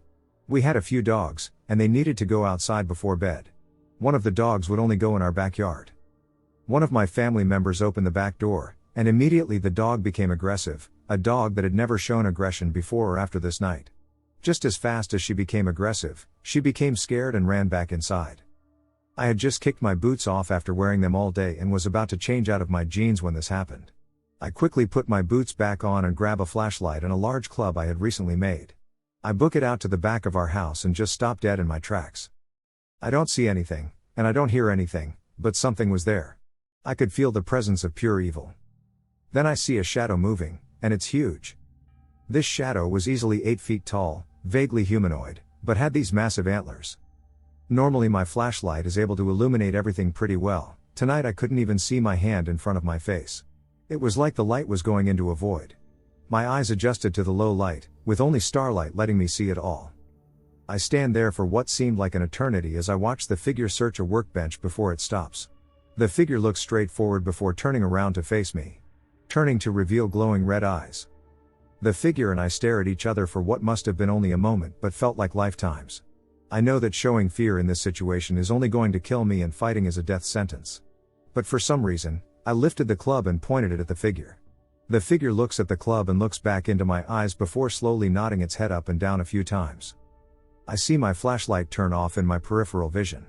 I look at it, and it turns back on, this time illuminating the entirety of the property. I quickly turn my focus back to the figure, only for the figure to be gone. What were lifetimes to me was no more than a minute in reality. My name is Jay, and I have lived in Oregon my whole life. I am 40 years old. I never believed in Bigfoot. Not really. I figured it was one of those legends that kept old men and campfire stories alive. I also didn't want to believe in something like that, or else I wouldn't want to hunt. I thought maybe many people saw bears on 2 feet or pareidolia from trees and shadows. Plus, you would think they would have some decent trail cam footage by now. Anyway, at the time I never really did any research and had no clue about all the decent footage and evidence we have now. I was naive and ignorant. But in September 2015, deep in the Siskiyou wilderness, I learned something that changed my life forever. I discovered that we are not the dominant predators in the woods. This story isn't for fame or clout. I don't care if you believe me. I just need to get this out. I had been hunting solo for some time and enjoyed the solitude, especially after ETing out of the army in 2012. This trip was supposed to be a week-long blacktail deer hunt, just me, my .308 rifle, my 10mm Glock for mountain lion and maybe bear protection, and the endless backcountry of Oregon. I had packed light, camped miles from any trailhead, and was excited to fill my tag. The first day went smoothly. I saw plenty of sign, scouted a few promising ridges, and set up camp near a creek in a deep valley. The terrain was rough, with thick underbrush, towering trees, and a silence that felt heavier than usual. But that night, as I sat next to my lantern, I felt it. That awful, gut-twisting feeling of being watched. I scanned the tree line, rifle in hand, but saw nothing. No wind, no rustling, just dead silence. The forest should be alive with noise, but it wasn't. I barely slept. At dawn, I hiked to a ridgeline overlooking a valley. The morning mist clung to the trees, and I glassed the slopes for movement. Nothing. There was not a single deer in sight. That's when I heard it. A whistle. It was not a bird. It was not the sound of the wind. This was deliberate, human-like, but wrong. It echoed from the tree line behind me. I turned, rifle up, scanning. Nothing. An hour later, I heard it again, this time from below me. I told myself it had to be another hunter, but I never saw a soul out there. And why would someone be whistling? The unease in my gut grew. I'll admit I was scared AF. I woke up to a few huge footprints circling my camp. They didn't quite look like a typical Sasquatch print, but they were deep and definitely something heavy. I followed them into the brush, but they disappeared into the undergrowth. I told myself it had to be a bear, even though they didn't look like bear tracks. That day, the forest felt wrong. The birds had vanished. Everything felt eerily silent, except for a slight wind rustling through the trees and the occasional snapping of branches behind me. Then came the smell. The stench, which made me gag, was gut-wrenching and rotten. It smelled like body odor and piss, like a mixture of unwashed sweat and old urine soaked into something living. It came in waves, like something moving through the trees. I gripped my rifle tighter. That night, I kept my lantern burning low beside me and my pistol in my lap. Sleep was impossible. Something was circling my camp. I'd hear slow, deliberate steps, stopping when I moved. Then, just before dawn, a deep, guttural growl rolled through the trees. Not a bear. Not a cougar. Something bigger. Something that wanted me gone. That night was unbearable. I was shaking and thinking I was going to be killed by whatever is out there. At first light, I packed up camp. I wasn't waiting to see what was out there. With 5 days remaining on my trip, I had reached my destination. As I hiked back, the forest felt alive but not in a good way. It felt like it was watching me. Then, about 5 miles from my truck, I saw it. It appeared as a silhouette, hovering just above the foliage. Tall. Too tall. Broad, covered in dark hair, blacker than the shadows around it. It swayed slightly, watching me. I raised my rifle. It stepped back into the trees. Then, to my left, another crack of a branch. Another one. I was being flanked. I ran. I'm not ashamed to say it, I ran like hell. My pack slammed against my back, and my boots tore through the underbrush. I could hear them moving, pacing me, just out of sight. The whistles started again. One ahead. One behind. Communicating. Hunting. I turned and fired my .308 into the trees. Everything went dead silent. Then, from deep in the woods, I heard something scream. Not human. Not animal. Something else. I kept running. Upon arriving at my truck, the forest seemed to stifle its energy. I threw my gear inside, peeled out of there, and didn't stop driving until I hit Grant's Pass. I didn't sleep well for 2 days. I never went back. I've told a few close friends. Some believe me. Some laugh. But I know what I saw. What hunted me. Now, I only hunt with a group. Never alone. And never in the Siskiyou wilderness. Because at least I know they are out there. It is not something I ever want to experience again. It definitely created PTSD for me. I feel like it ruined my outdoor activities, but slowly I am getting back into the woods, but I go with a group. I am curious to this day if I had slept or let my guard down, I'd be on missing 411. I like to believe they just wanted me out of their area, but it sure felt more sinister than just scaring me out of there. But then again, I'm certain if they wanted to kill me, they probably would have. One of my biggest questions is wondering what their intentions were. I also make sure my kids know to take precautions when out in the woods, and I will advise anyone to go with a group. I use a tent now instead of a small tarp. I'm uncertain which is more effective. Stay safe out there, people, not all are as friendly as Harry. Encounter with tall nightcrawler, aka Sasayutl. Supernatural being, BC, Canada, seen in 5-acre forest, northwest rural part of my city. This experience was the only paranormal experience I've ever had, probably the only one that I will ever have in my life, and was one of the 2 most spiritual/terrifying experiences I have ever had. I am 26 years old, this experience still scares me to this day. I will never forget walking out of that forest that night, and I will remember it for the rest of my life. I've looked all over the internet for encounters that were like ours, and I've found absolutely no encounters detailing exactly what I have described us witnessing and me feeling.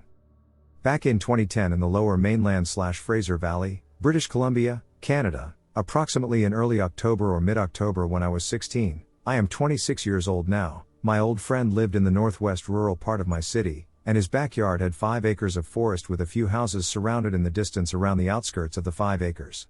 He and I would go and explore the forest all the time because it was quite mystical and just a cool place to wander and explore. This one time, me and my friend went outside to his forest with his black Labrador retriever like we would usually do in the daytime down to the creek, but this time at night in his backyard forest at about 1 a.m. to go explore and smoke a joint like usual, We were sober at the time and didn't even get to smoking because of encountering the being and being terrified. We ended up smoking it inside his basement/room. You go out the back door into the backyard, and the 5-acre forest forms a natural sun trap. There is a specific entrance, which is a dense forested/bushed area you have to go through instead of going through rough terrain. You can't get through because the forest has a deer fence going across it except for the entrance to the forest area. There is a proper safe natural path to take down to the bottom of the forest and the creek. There's a steep tearaway out of the forest floor when you first walk in. It is only about 20 to 25 feet into the forest area from the entrance of the forest. When we were standing at the top of the cliff/tearaway before the pathway leading down to the rest of the forest and the creek at the bottom, which was the only safe way to walk down, especially at night, I could see a 7-8 foot tall, pure white, soft-looking figure about 30 to 40 feet downwards in the forest, and as I focused more, it was in between the trees, moving around softly, swaying left to right and back and forth, slowly standing, touching the forest floor, in the exact same place the whole time we saw it, making absolutely no sound, and there was absolutely no wind. I wasn't even going to say anything about the figure to my friend at first because I was waiting for my friend to say something. We observed it for a couple seconds in complete silence, and we were mesmerized by its movements. Then I asked my friend if he saw it, and he said yeah, he could as well. We stood silent in fear as we were watching it do its strange, unsettling, soft swaying movements, trying to adjust our eyes to the being and see what it was doing. As we continued watching it for a couple minutes, I felt I was in a slight daze watching it sway, and I started to feel impending doom set in. The sinking feeling, in my chest area like when you are going to die or are in a life-threatening situation, and I had shivers going throughout my body. That's when I told my friend specifically, "I don't like this," he agreed, and we left immediately. I wasn't so much scared of the sight of the being, I was more curious about the strange movements it was making and what it really looked like. I was scared of the feeling of death it made me feel. I was frozen with fear, and I literally felt like I was going to die or something bad was going to happen. We left very quickly because we didn't know what it was. It scared us, and our intuition, my feeling of dread/death, told us it was dangerous. We didn't want to go check out what it was, and I knew it was time to leave. I remember my friend yelling something at it because he could tell his dog was scared. I am entirely positive the dog was whimpering, and the being was just still swaying back and forth left to right between the trees in the same exact spot.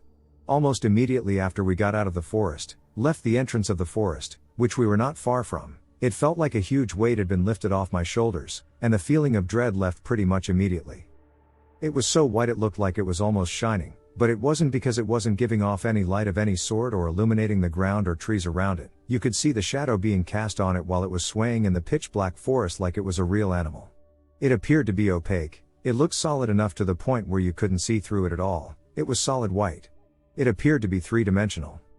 It looked soft and kind of shiny. It was swaying left to right to left with its two really long arms. It looked bulky/strong at the top and shoulder areas, and where a head would be, but there was no head that I could see. The two long legs/arms looked like what the frontal view of an ape's forearms would look like when they are crawling on all fours, as if the two long legs were hunched in front. The best way I can describe it is 7 to 8 foot thin separated curtains in the shape of an upside-down V, or you touching the forest floor and swaying left to right back and forth in a specific motion with no sound at all, absolutely no wind, and dead silence. Its movements were psychedelic and sort of hypnotizing. The texture of it was soft like Charlie's white spirit entering Peter's body after the attic scene from Hereditary. Probably the most solid description I can give of what the texture of it looked like in person is the Fresno Nightcrawler Yosemite video and the Ghosts of Gettysburg Triangular Fields video. It was making no sound at all while it was swaying. It was beautiful to look at and terrifying/unsettling at the same time. That's why it was so astonishing to look at. It was almost angelic. There were absolutely no sounds in the forest. It was dead silent while it was moving back and forth. Its movements could have been a lure of some sort because it did not move towards us or anywhere, or it was just letting us know to stay away because it was scared to death as well or just didn't want us to disturb it. It was literally something you would see in a science fiction horror movie. It was not a trick of the mind or light. There was no light or moonlight shining in the forest because it was filled with tall Douglas fir trees, cedar trees, and other vegetation, and the creature was downwards from us, deeper in the pitch-black forest. The forest also had various levelings and rough terrain in certain parts due to the natural tearaway in the ground when you first walk in, which consisted of a lot of clay at the bottom where the tearaway had occurred. The forest was on a downward slant when you first walked in, which is the pathway you took to get down safely to where the creature was approximately standing. There was no possible way of any light even entering the forest nor any light in the proximity. The houses were distanced too far apart, and this forest goes down pretty steep, probably about a good 50 to 60 feet downwards till you get to the creek at the bottom. It was pitch black in that forest. It was not a spider web, fog, any sort of garbage, a weather balloon, a prankster, or material, as a couple of people have ignorantly and stupidly suggested. We had gone back in the morning daylight to the approximate area where we thought it was standing and saw nothing out of the ordinary. We even looked for prints, and there was nothing we could notice. It was also difficult because of the ground being thickly covered in Douglas fir needles and other debris. His forest was in pristine condition because no one would ever go in it, as it is a private forest located in people's backyards. It is a quiet part of town. People don't just go walking about everywhere like in the city. There were no houses close enough to give off any light or give off a shine through the trees, and the being was not see-through. It looked like it was almost solid, but it was very ghostly/spirit looking as well. It was an upside-down V or U shape, and it had no facial features/head at all from what we could see in the dark. There are absolutely no animals in northern British Columbia, Canada, or the rest of Canada and the US that look close to what we saw. There are absolutely no animals that are 7 to 8 feet tall and stand on 2 legs. There aren't even any animals in other countries that come close to what we saw. It did not have a body, its 2 legs/limbs were its body. It was not an animal, and there is no possible way to debunk this. I have explored all the options of what it could have been. This was the first time we ever went out to his forest at night, and it was the last time we ever went in the forest at night. The 5 acres of forest is the biggest area of woods in that area. Around the area of town, it is mostly just a couple $1 million houses and farm/forest areas. It is pretty much the greenbelt of my city. He has no neighbors that are close to the location because, as I said, his forest is 5 acres, with the closest neighbors being at least 3 blocks down the street on the right-hand side of the forest. To this day, the feeling that I had when I saw the being move still gives me shivers, and I feel lucky to be alive. The fact that we went out to the forest at that time really late at night and happened to see that freaks me out as well, because it was clearly meant to be seen by us. If we went out any later or any sooner, we might not have seen it in his forest at that moment in time. Like I said, I didn't have to point out to my friend where the being was, he automatically saw it at the same time I saw it. I think the feeling of dread could have possibly been a warning to keep away from it, and that is why I and my friend left right away without any hesitation. Like I said, this was the only paranormal experience I have ever had. There was no paranormal activity that I experienced when I would go to my friend's house or on his property/in his forest besides the one experience/encounter. My friend never mentioned seeing anything strange or having any paranormal experiences in or around his house prior to our encounter. Now that I think back on the whole experience, hanging outside there and exploring the woods, there is for sure something special about the whole location. I understand a lot of people are scared of these types of things, and they don't want to believe they exist, but you would have had to be there yourself to understand what it looked like, see the creeping movements, and feel what I felt. Seeing one of these beings up close is a spiritual experience that you need to experience and see for yourself to really understand what it was like. We have scaled my friend's forest around the creek area and the area where we saw the supernatural being at least 20 different times/different days beforehand, seeing it, and we went back the day after to the exact spot where we saw the being in the forest and noticed nothing out of the ordinary. We both knew that it was some sort of being, and it was something we shouldn't have been seeing or attempted to go up to. Here is my full description of the supernatural being, aka Nightcrawler, that I and my friend saw. 7 to 8 feet tall, pure white. When I say pure white, I mean paper or bone white, not see-through, just 2 pure white long limbs, from what we could see in the dark. It was so white it looked like it was almost giving off light, but it wasn't because it was not shining or illuminating the trees or ground, and I'm pretty sure you could see a shadow on it from it moving back and forth in the same place between the trees. It looked bulky/strong at the top and shoulder areas and where a head would be, but there was no head that I could see. It looked solid and looked 3-dimensional. I can only describe it as 7 to 8 foot shiny separated curtains in the shape of an upside down V or U with some sort of bulkiness/shape to the top half. The whole thing was swaying, touching the forest floor right and left, back and forth in a specific motion with no sound at all, absolutely no wind, and dead silence. The 2 long legs/arms almost looked like how the front view of an ape crawling on all fours would look, as if the forearms were hunched in front. To my best estimate, it looked like the legs/arms were about 1 to 1.5 feet wide, and the whole thing was about 3 to 4.5 feet wide from top to bottom. I tried my best to squint my eyes and adjust them to the supernatural being/dark better to see what it was doing or if I could make out what it looked like better, but it did not help at all. It just still appeared as I described.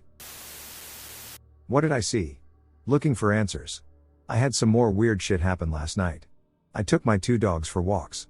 I normally walk Finn, large, all-black German Shepherd, toward the park where I have had these experiences, and I walk Booger, She-Terrier mix, the other direction toward downtown. On my walk with Finn, about a block away in the direction I was headed, I saw 3 or 4 deer calmly walking toward the park. Most nights where something weird happens to me start like this. The deer seemed completely unbothered by me as I approached. They kept walking toward the park but stopped every few steps to look back at me, as if they wanted me to follow them. Then, as Finn and I reached where the deer were, I noticed about 10 or more other deer waiting as well. They all start walking together, calm, but still looking back at me every few feet. On my way toward the park, I smell the stench of rotting meat. I know the smell very well, as I used to be a butcher. It was strong. It's like someone plugged my nostrils with rotting ground meat or something. At the same time I smell this stench, I get the chills. Finn's hair stands up, and he gets more nervous. I can feel the air around me get colder. As we continue walking, I look down an alleyway that cuts the block in half and, if you were to walk down the dark alley, would spot you out where I eventually walk back home. I was 2 blocks away from the park. When you reach the park, you can either turn around and walk down the same road, you can continue into the park, or you can continue on the road, which turns left. Looking down that alleyway, you are looking at the part of the road that continues left, which is the way I take every night on my way back home. What I saw I tried to convince myself wasn't real, or maybe I just saw something else and my brain tried to convince me it was this. A large, muscular, pale, hairless creature, that was moving fast. So fast I could barely see it. I saw the motion down the alley about 2 blocks away. The exit of the alley on that side has a street light directly above it. It wasn't standing still, it was moving, and it was moving fast. The only reason I'm positive what I saw wasn't deer or something normal is because of something I saw later that night that I will write about when I talk about my walk with Booger. It solidified that what I saw was something I wasn't supposed to see. In the meantime I convinced myself I was making stuff up and being a pussycat. As we approach the tree line of the park, the large group of deer moves to the side of the street where the neighborhood is, while I'm on the side with the tree line. I notice something in the clearing. A lone deer, separate from the large group across the street, staring directly at me. I have my flashlight pointed at him, and I even hung up my call with my wife to use my phone to take a video of this moment. This lone deer doesn't even have micro movements from breathing. The other deer across the street were constantly readjusting. You might be thinking to yourself, oh yeah, deer do that with bright lights shining at them. Deer in headlights always act like that. Just wait. Finn starts to pull very hard and acts anxious, nearly knocking me over. I turn to look across the street towards the large group of deer for at most 3 seconds before quickly turning around to face the lone deer again. In those 3 seconds, that lone deer is easily 30 feet closer to me, still not moving, staring directly at me. I felt weird, I felt unsafe. I've lived in rural Iowa my whole life, I am and have always lived outdoors. This didn't feel normal. I was scared. I back away while shining my light at the deer. Once I get a block or so away, he finally turns around and calmly walks into the tree line. The whole way home I feel like I'm being stalked, not just watched, but like something is following me. Now, I went home and sat for a bit and tried to talk myself into believing it was all coincidence. After nearly 20 minutes, I started to walk Booger, my smaller chi mix. The entire walk was nice and very enjoyable. I actually had my earbuds in and was talking to my wife about what I saw in a joking way. Man, I'm such a pussy cat, I really scared myself for no reason, I said. At the end of the walk I turned to go down our alleyway, as I leave from the garage on our walks. I stopped speaking from what I saw on the opposite end of the alley. My wife heard me stop. I want to preface this with I did not have any substances, including alcohol, for weeks up to that point.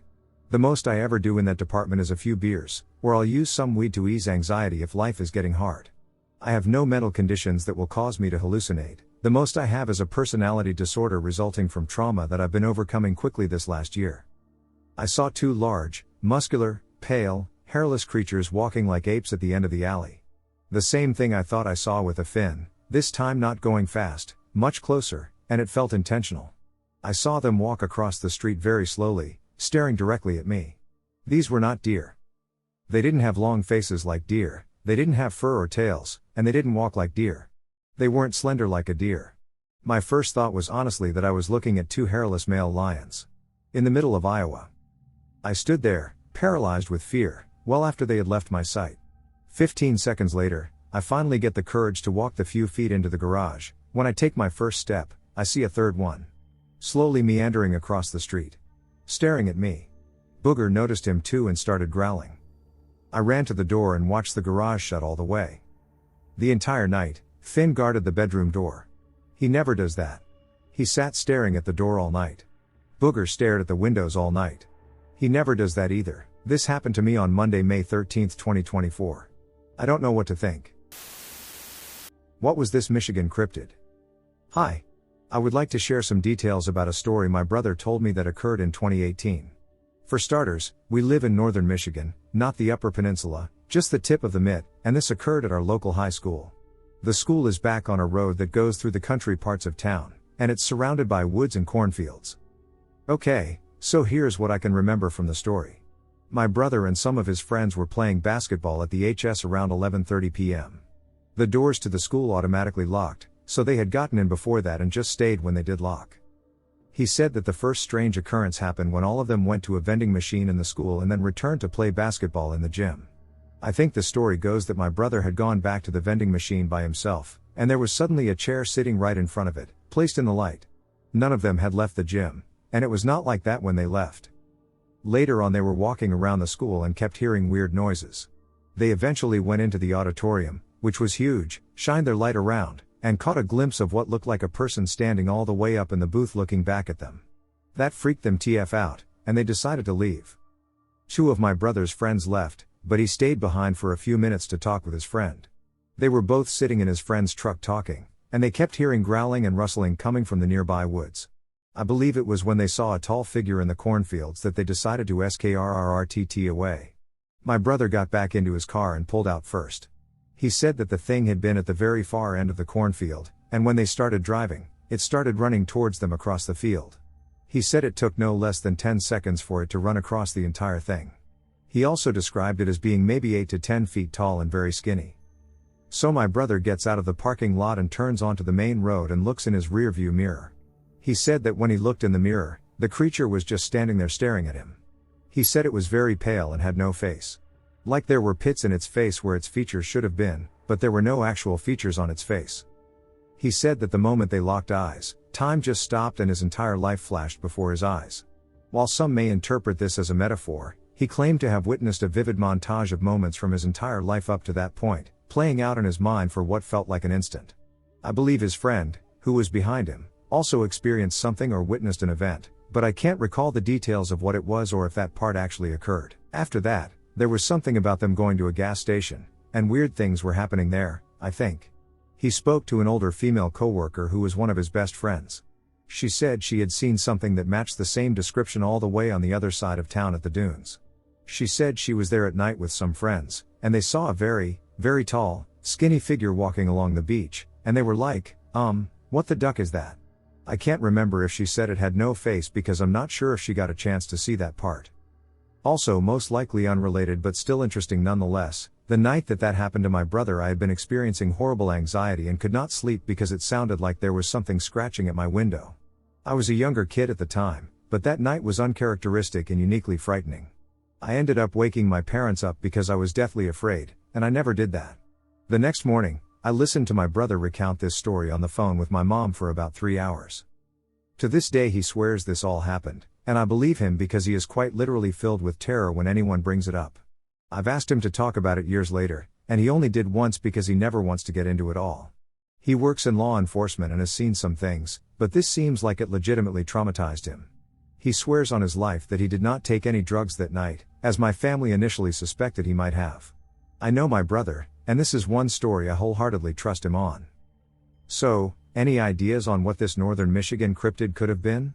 Thank you for listening to all of this if you've made it this far. I've been wanting to ask people about this for years and finally decided to share it here. Well, I'm not sure if it was a Wendigo, but here it is. I, my brothers, my dad, my mom, and my grandma always went to this Airbnb up in the mountains every year. It was a forest that was always snowy. We stayed there for 1 to 3 weeks each time. One day, I woke up in the middle of the night. I felt weird. Not cold, not too hot. Not scared but not comfortable with how it was feeling. I went downstairs into the huge living room. The living room had these huge windows that went almost up to the ceiling and floor. I sat on the couch for a while wrapped up in a blanket. I was tired, so I was half asleep. The porch lights lit up outside. My eyes were almost closed as I sat in silence. I yawned and opened my eyes. There, standing in front of the window, was this huge creature with glowing white eyes. It had fur but in bits, and the fur was very stringy, not fluffy. It had huge long legs, and they were goat's legs. It was standing on its 2 legs, staring at me. I couldn't break out of fear and sat there, staring face to face with a Wendigo. Its face had the shapes of a wolf, except it was super long, and it had no nose and no ears. The skin on its head was furless and looked like human skin. I covered my head in my blanket and started to cry. I woke up later that morning, feeling terrified. I don't know if it was just me hallucinating or not. Creepies. Creatures and UFOs in the wild Missouri River Valley. The following is a true story. I live in the southeast corner of South Dakota, in a sleepy college town perched on the edge of the Missouri River Valley. The Missouri here is special, one of 2 sections of the river designated as wild. These stretches of the river are non-navigable, no barge traffic, unimproved, non-dredged, and protected from major development, engineering, and change. There are sections of the river here over a mile wide, and it is possible, and wonderful, to sit in the middle of the river in a lawn chair in 4 inches of flowing water perched on one of the infinite number of constantly shifting sandbars. The area closely resembles the conditions that existed during Lewis and Clark's expedition. I've spent a fair amount of time on the river, both motorized and canoeing, and it is a deeply spiritual and recharging place for me. Public lands are prolific, managed, and owned at both the state and federal levels, and they are ever growing. I am constantly on the hunt for the next new chunk of land to go explore. Often my hunt involves pulling off into a tiny fenced-off parking lot, throwing on the backpack, and heading out into the unimproved, trails not included wilderness to discover what a given space has to offer. You never know what you're going to find. Or experience. For example, a good experience would be finding a 2-mile-long deer trail that winds through the prairie, through the wild cedar trees, and through the overgrown cottonwoods and opens up onto a 2-square-mile-sized sandbar of the most perfect beautiful sand known to man, with dozens of tiny streams crisscrossing about, creating the perfect sort of Saturday afternoon hideout I drag my kids to in the summer. Which they love, BTW. Miles from civilization, miles from anyone at all, I am always baffled and amazed to have these little chunks of paradise completely to ourselves, all because we are willing to throw on a pack, explore, and go get out there. Much of the time I would head out to these locations on my own to get the lay of the land and see if there's anything worthwhile. It's always beautiful, peaceful, and recharging, but to be worthy of showing others, it must have something extra cool to show off. During these solo hikes, I would also bring along my very willing companion, my tiny Bichon Shih Tzu dog, Delilah. She knows the routine, running ahead, sniffing the interesting things, letting me trudge by, then running to catch up and pass me by once again to find the next amazing, to a dog, thing to smell. Delilah serves as an external barometer for me. If I sense something unusual, I can turn to her, and if she also exhibits unusual behavior, it signals a serious problem. While not part of this story, this has happened a few times. If the dog says it's time to go, then it is.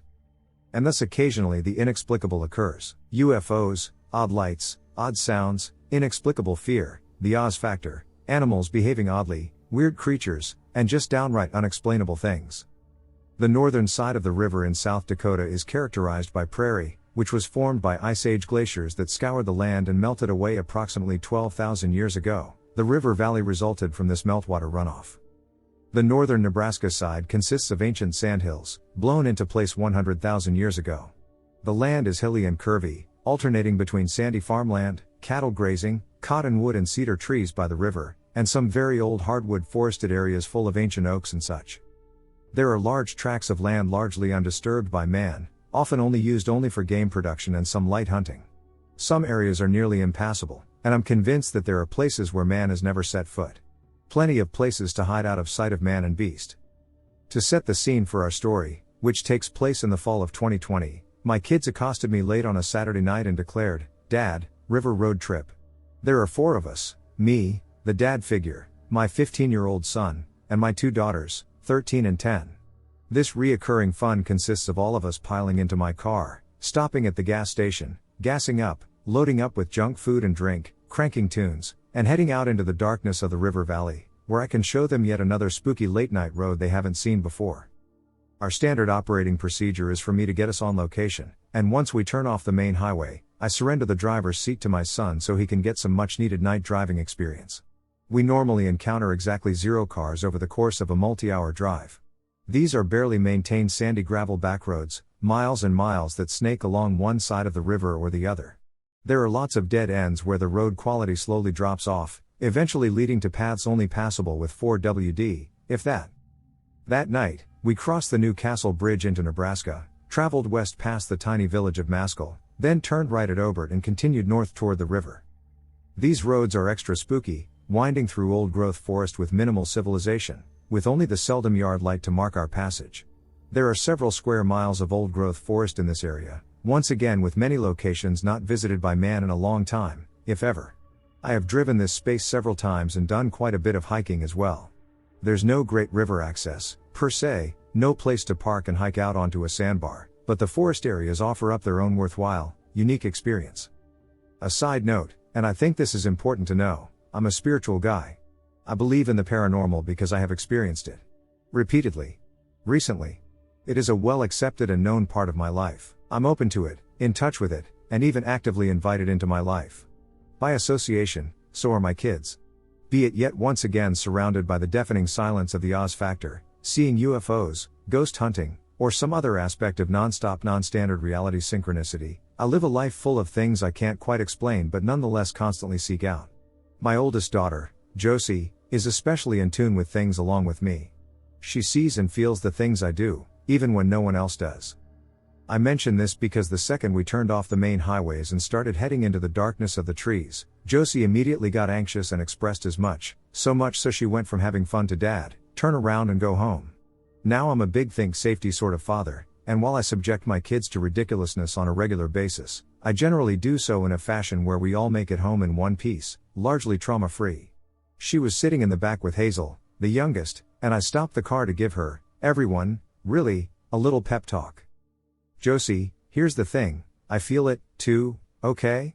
That energy, that thing that's making your spidey sense tingle? Yep, I'm totally validating it. Because it's real. And guess what? Here's the kicker, I feel that every time I come to this area. Day or night, rain or shine, winter or summer, that's just what this place feels like. That's why we are here.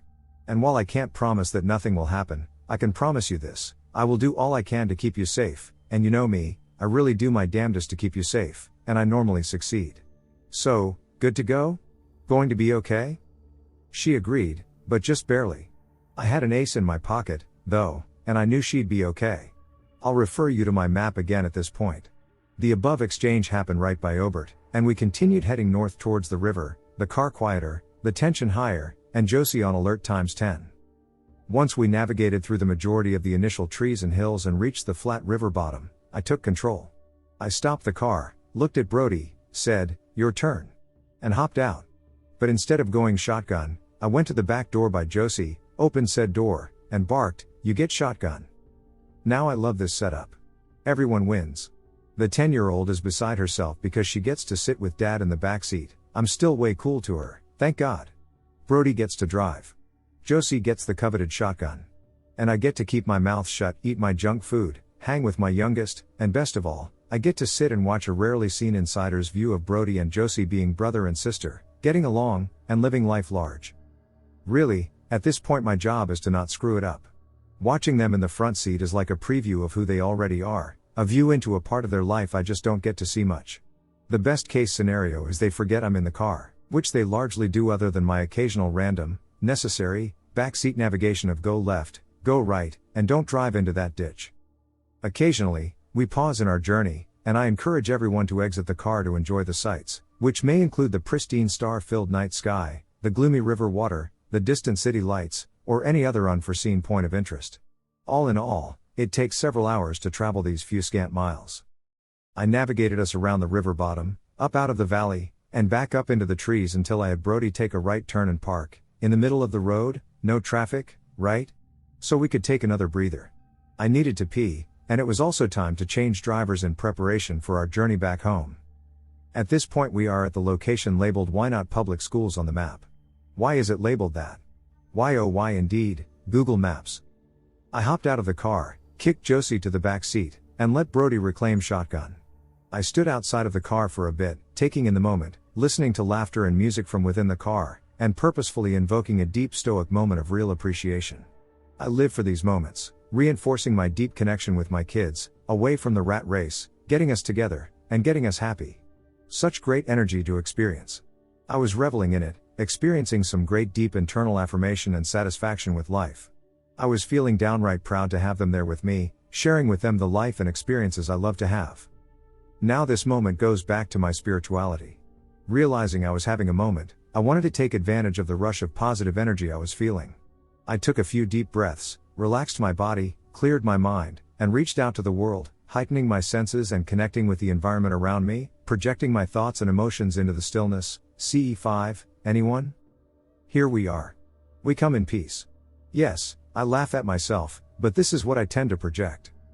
After a few moments of feeling nothing in return, I opened my eyes and looked around, attempting to view the world judgment-free and unfiltered for what it truly is.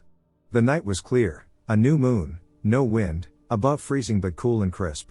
This location has some of the darkest sky in the nation.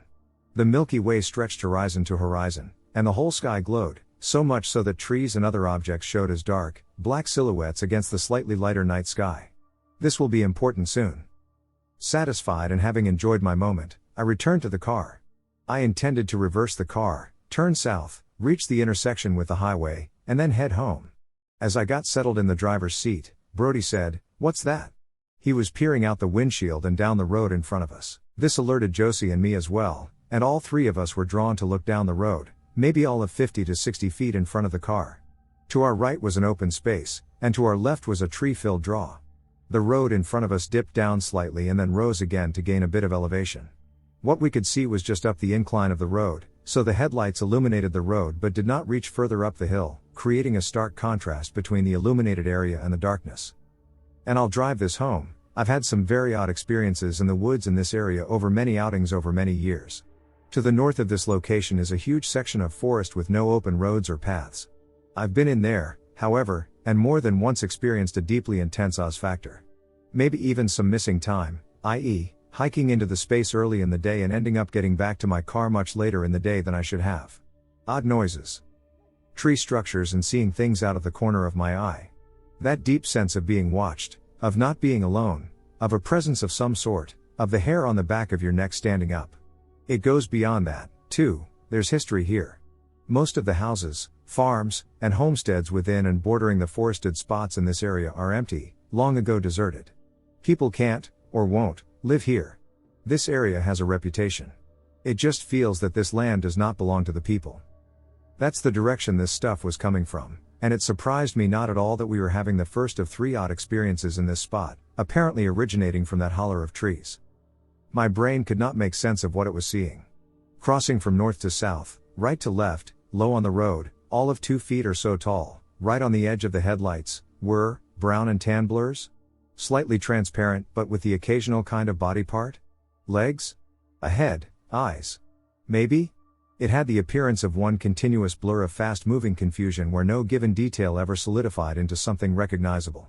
It lasted 10 to 15 seconds, and all my brain could come up with was, that's dozens of fast-moving bodies? Animals? Blurs? Something, WTF? And then, just like that, it was over, and the road was again clear. It was a strange, heady experience that completely consumed our attention for the duration. I did not see animals. I saw something my brain could not make sense of, and I was unable to place any concrete labels on it. It was also not lost on me that just moments before I had been outside of the car, seemingly exposed to whatever we just witnessed. After a few moments of stunned silence, Josie spoke up first. "Dad, what were all those big rabbits doing crossing the road?" Brody immediately retorted. "Rabbits? Those weren't rabbits. They looked like miniature deer?" Me, silence. They both stared at me, silent as well. It wasn't scary or threatening, just very confusing. Hazel finally spoke up from the back seat, apparently oblivious to it all. "I didn't see it." "What was it?" I thought, this is what I get for reaching out and connecting with this place. It didn't seem menacing, and I understood that my response would influence theirs, so I responded as I usually do when confronted with the inexplicable. I made a sardonic remark, "Hazel, my dear, that was ducked up, that's what that was." And then I laughed, a nice long deep belly laugh. What else is there to do? My potty mouth broke the spell, and everyone else laughed, too. I started backing up the car, which was the right direction to go, current events considered. I turned south and headed towards the highway, already thinking ahead to getting home, which caused me to again get caught off guard. Event number 2, I stopped at the highway stop sign, looked left, then right. Brody was also looking to the right, which would be to the southwest. I'm glad we were both looking. Out on the horizon we both saw something that lasted just the briefest amount of time, a second at most. A large, bright, whitish object appeared in the sky and then immediately disappeared. Brody and I both instantly exclaimed at the same time, "What was that?" The unidentified aerial phenomenon, for lack of a better term these days, was to the southwest, and I immediately took in some details, years of practice. To the right of the occurrence was a farm, and to the left, some trees. I mentally noted them as points of reference for size and location. It seemed to occur at about the same distance out as the farm, which was about a mile out on top of a small hill. Whatever it had been, it was big, taking up much of the space between the farm and the trees, and about 2/3 as tall as it was wide. It filled that space in an instant and then just as quickly went away. It didn't travel, it just poofed. There it was, then gone, instantly lighting up, then just as quickly going dark again. Where did it go? It had to still be around, right? I sprang into action. I saw that in front of us, across the highway, was a local high point. I punched it and drove the 150 yards or so to the top of the small hill, skidded to a stop, and, to much protest of my passengers, turned off the headlights, left on the parking lights, left the car running, and hopped out to survey the night sky in all directions. Again, I noticed the trees and the farmhouse. Whatever it was, wherever it went, I wanted to see it, much to the protest of my passengers. My peeps were not happy at this point. They were freaked. I was freaked. This was getting weird. The visible space between the farm and trees, which is 450 feet. I believe the unidentified aerial phenomenon was taking up somewhere between half and 2/3 of that amount horizontally, so somewhere around 225 to 300 feet in size, and about 2/3 as tall as it was wide. It was also close to the ground, closer to the ground than its own vertical size, so maybe 50 to 100 feet in altitude. I systematically but quickly scanned the sky in all directions. I saw nothing. I listened. I heard nothing. Just the beautiful, crisp glowing sky in all directions. Continued protest emanated from within the car. And then it struck me, too, a growing sense of unease, the hair on the back of my neck starting to stand and tingle. I got back in the car. I had looked around for all of 20 to 30 seconds, max. My unease was still growing. It was time to go. I turned on the car lights and started down the road. To calm everyone's nerves, including my own, I spoke aloud my intentions. I'm not stopping anymore. We'll take 2 left turns, we'll be back at the highway, we'll take a right, and we'll head home. Much gladness was showered upon this declaration, and I crept up the next intersection, maybe at most hitting 30 and then slowing down to turn. As I entered the intersection and started turning, Josie meekly said from the back seat, "Dad. Go." The tone of her voice conveyed all the info I needed, and I took off, now traveling much faster on what was proving to be a very shitty gravel road. About a mile down, at the next intersection, I hauled ass around the corner, pointing us towards the highway. I completely ignored the stop sign and executed a hard right turn onto the pavement and did not waste any time getting up to legal highway speed. The car was quiet. I said to Brody, "Don't say anything about what you saw, we'll both draw it and see if we agree." Then I addressed Josie. There had been fear in her voice, and I needed, to know why. She had been silent since she said, "Go." "What happened, sweetheart?" "I don't know, I saw something. It was to the right, in the corner of the field, didn't you see it?" "No. I thought it was a building, like an outhouse. But it started moving, it was brown and huge and fuzzy. When it started moving, I could see its arms and legs, and it was coming towards us. I could see the outline when the car lights turned away. I could see between its legs, it was huge." "WTF, over." "Okay, Josie, same for you, save it until we get home, then you can draw it and talk about it." I asked Brody to crank some happy music, and I wasted no time getting home, our sense of uneasiness finally fading when we crossed over the river via the New Castle Bridge, back into St. R., more familiar SD territory. When I saw her drawing, I asked her, "Wow, so it looked like a Bigfoot?" Her response was, "No, that's not what Bigfoot looks like." I realized that she has no idea what Bigfoot looks like. Her drawing is sincere, and what she saw scared her. It was tall, Probably 10 plus feet, fuzzy or hairy, with a massively broad body, very long arms, no neck, and a huge blunt head. And it was moving fast and moving towards us. Fortunately, she was not traumatized, and I haven't heard much about it since then. I was sincerely concerned it was going to give her some sort of PTSD, but she took it all in stride. We agreed that everything was bright white, lasted briefly, then went out.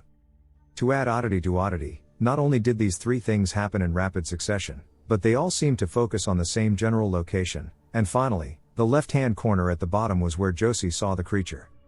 The animals crossing the road would have been heading in rapid fashion in the direction of what Brody and I saw in the sky.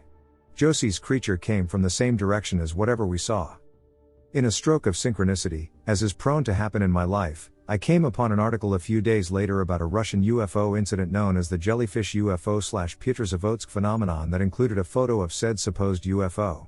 I about fell over, for the photo was very nearly exactly what I saw in the sky, but the structure and shape of the top part is spot on.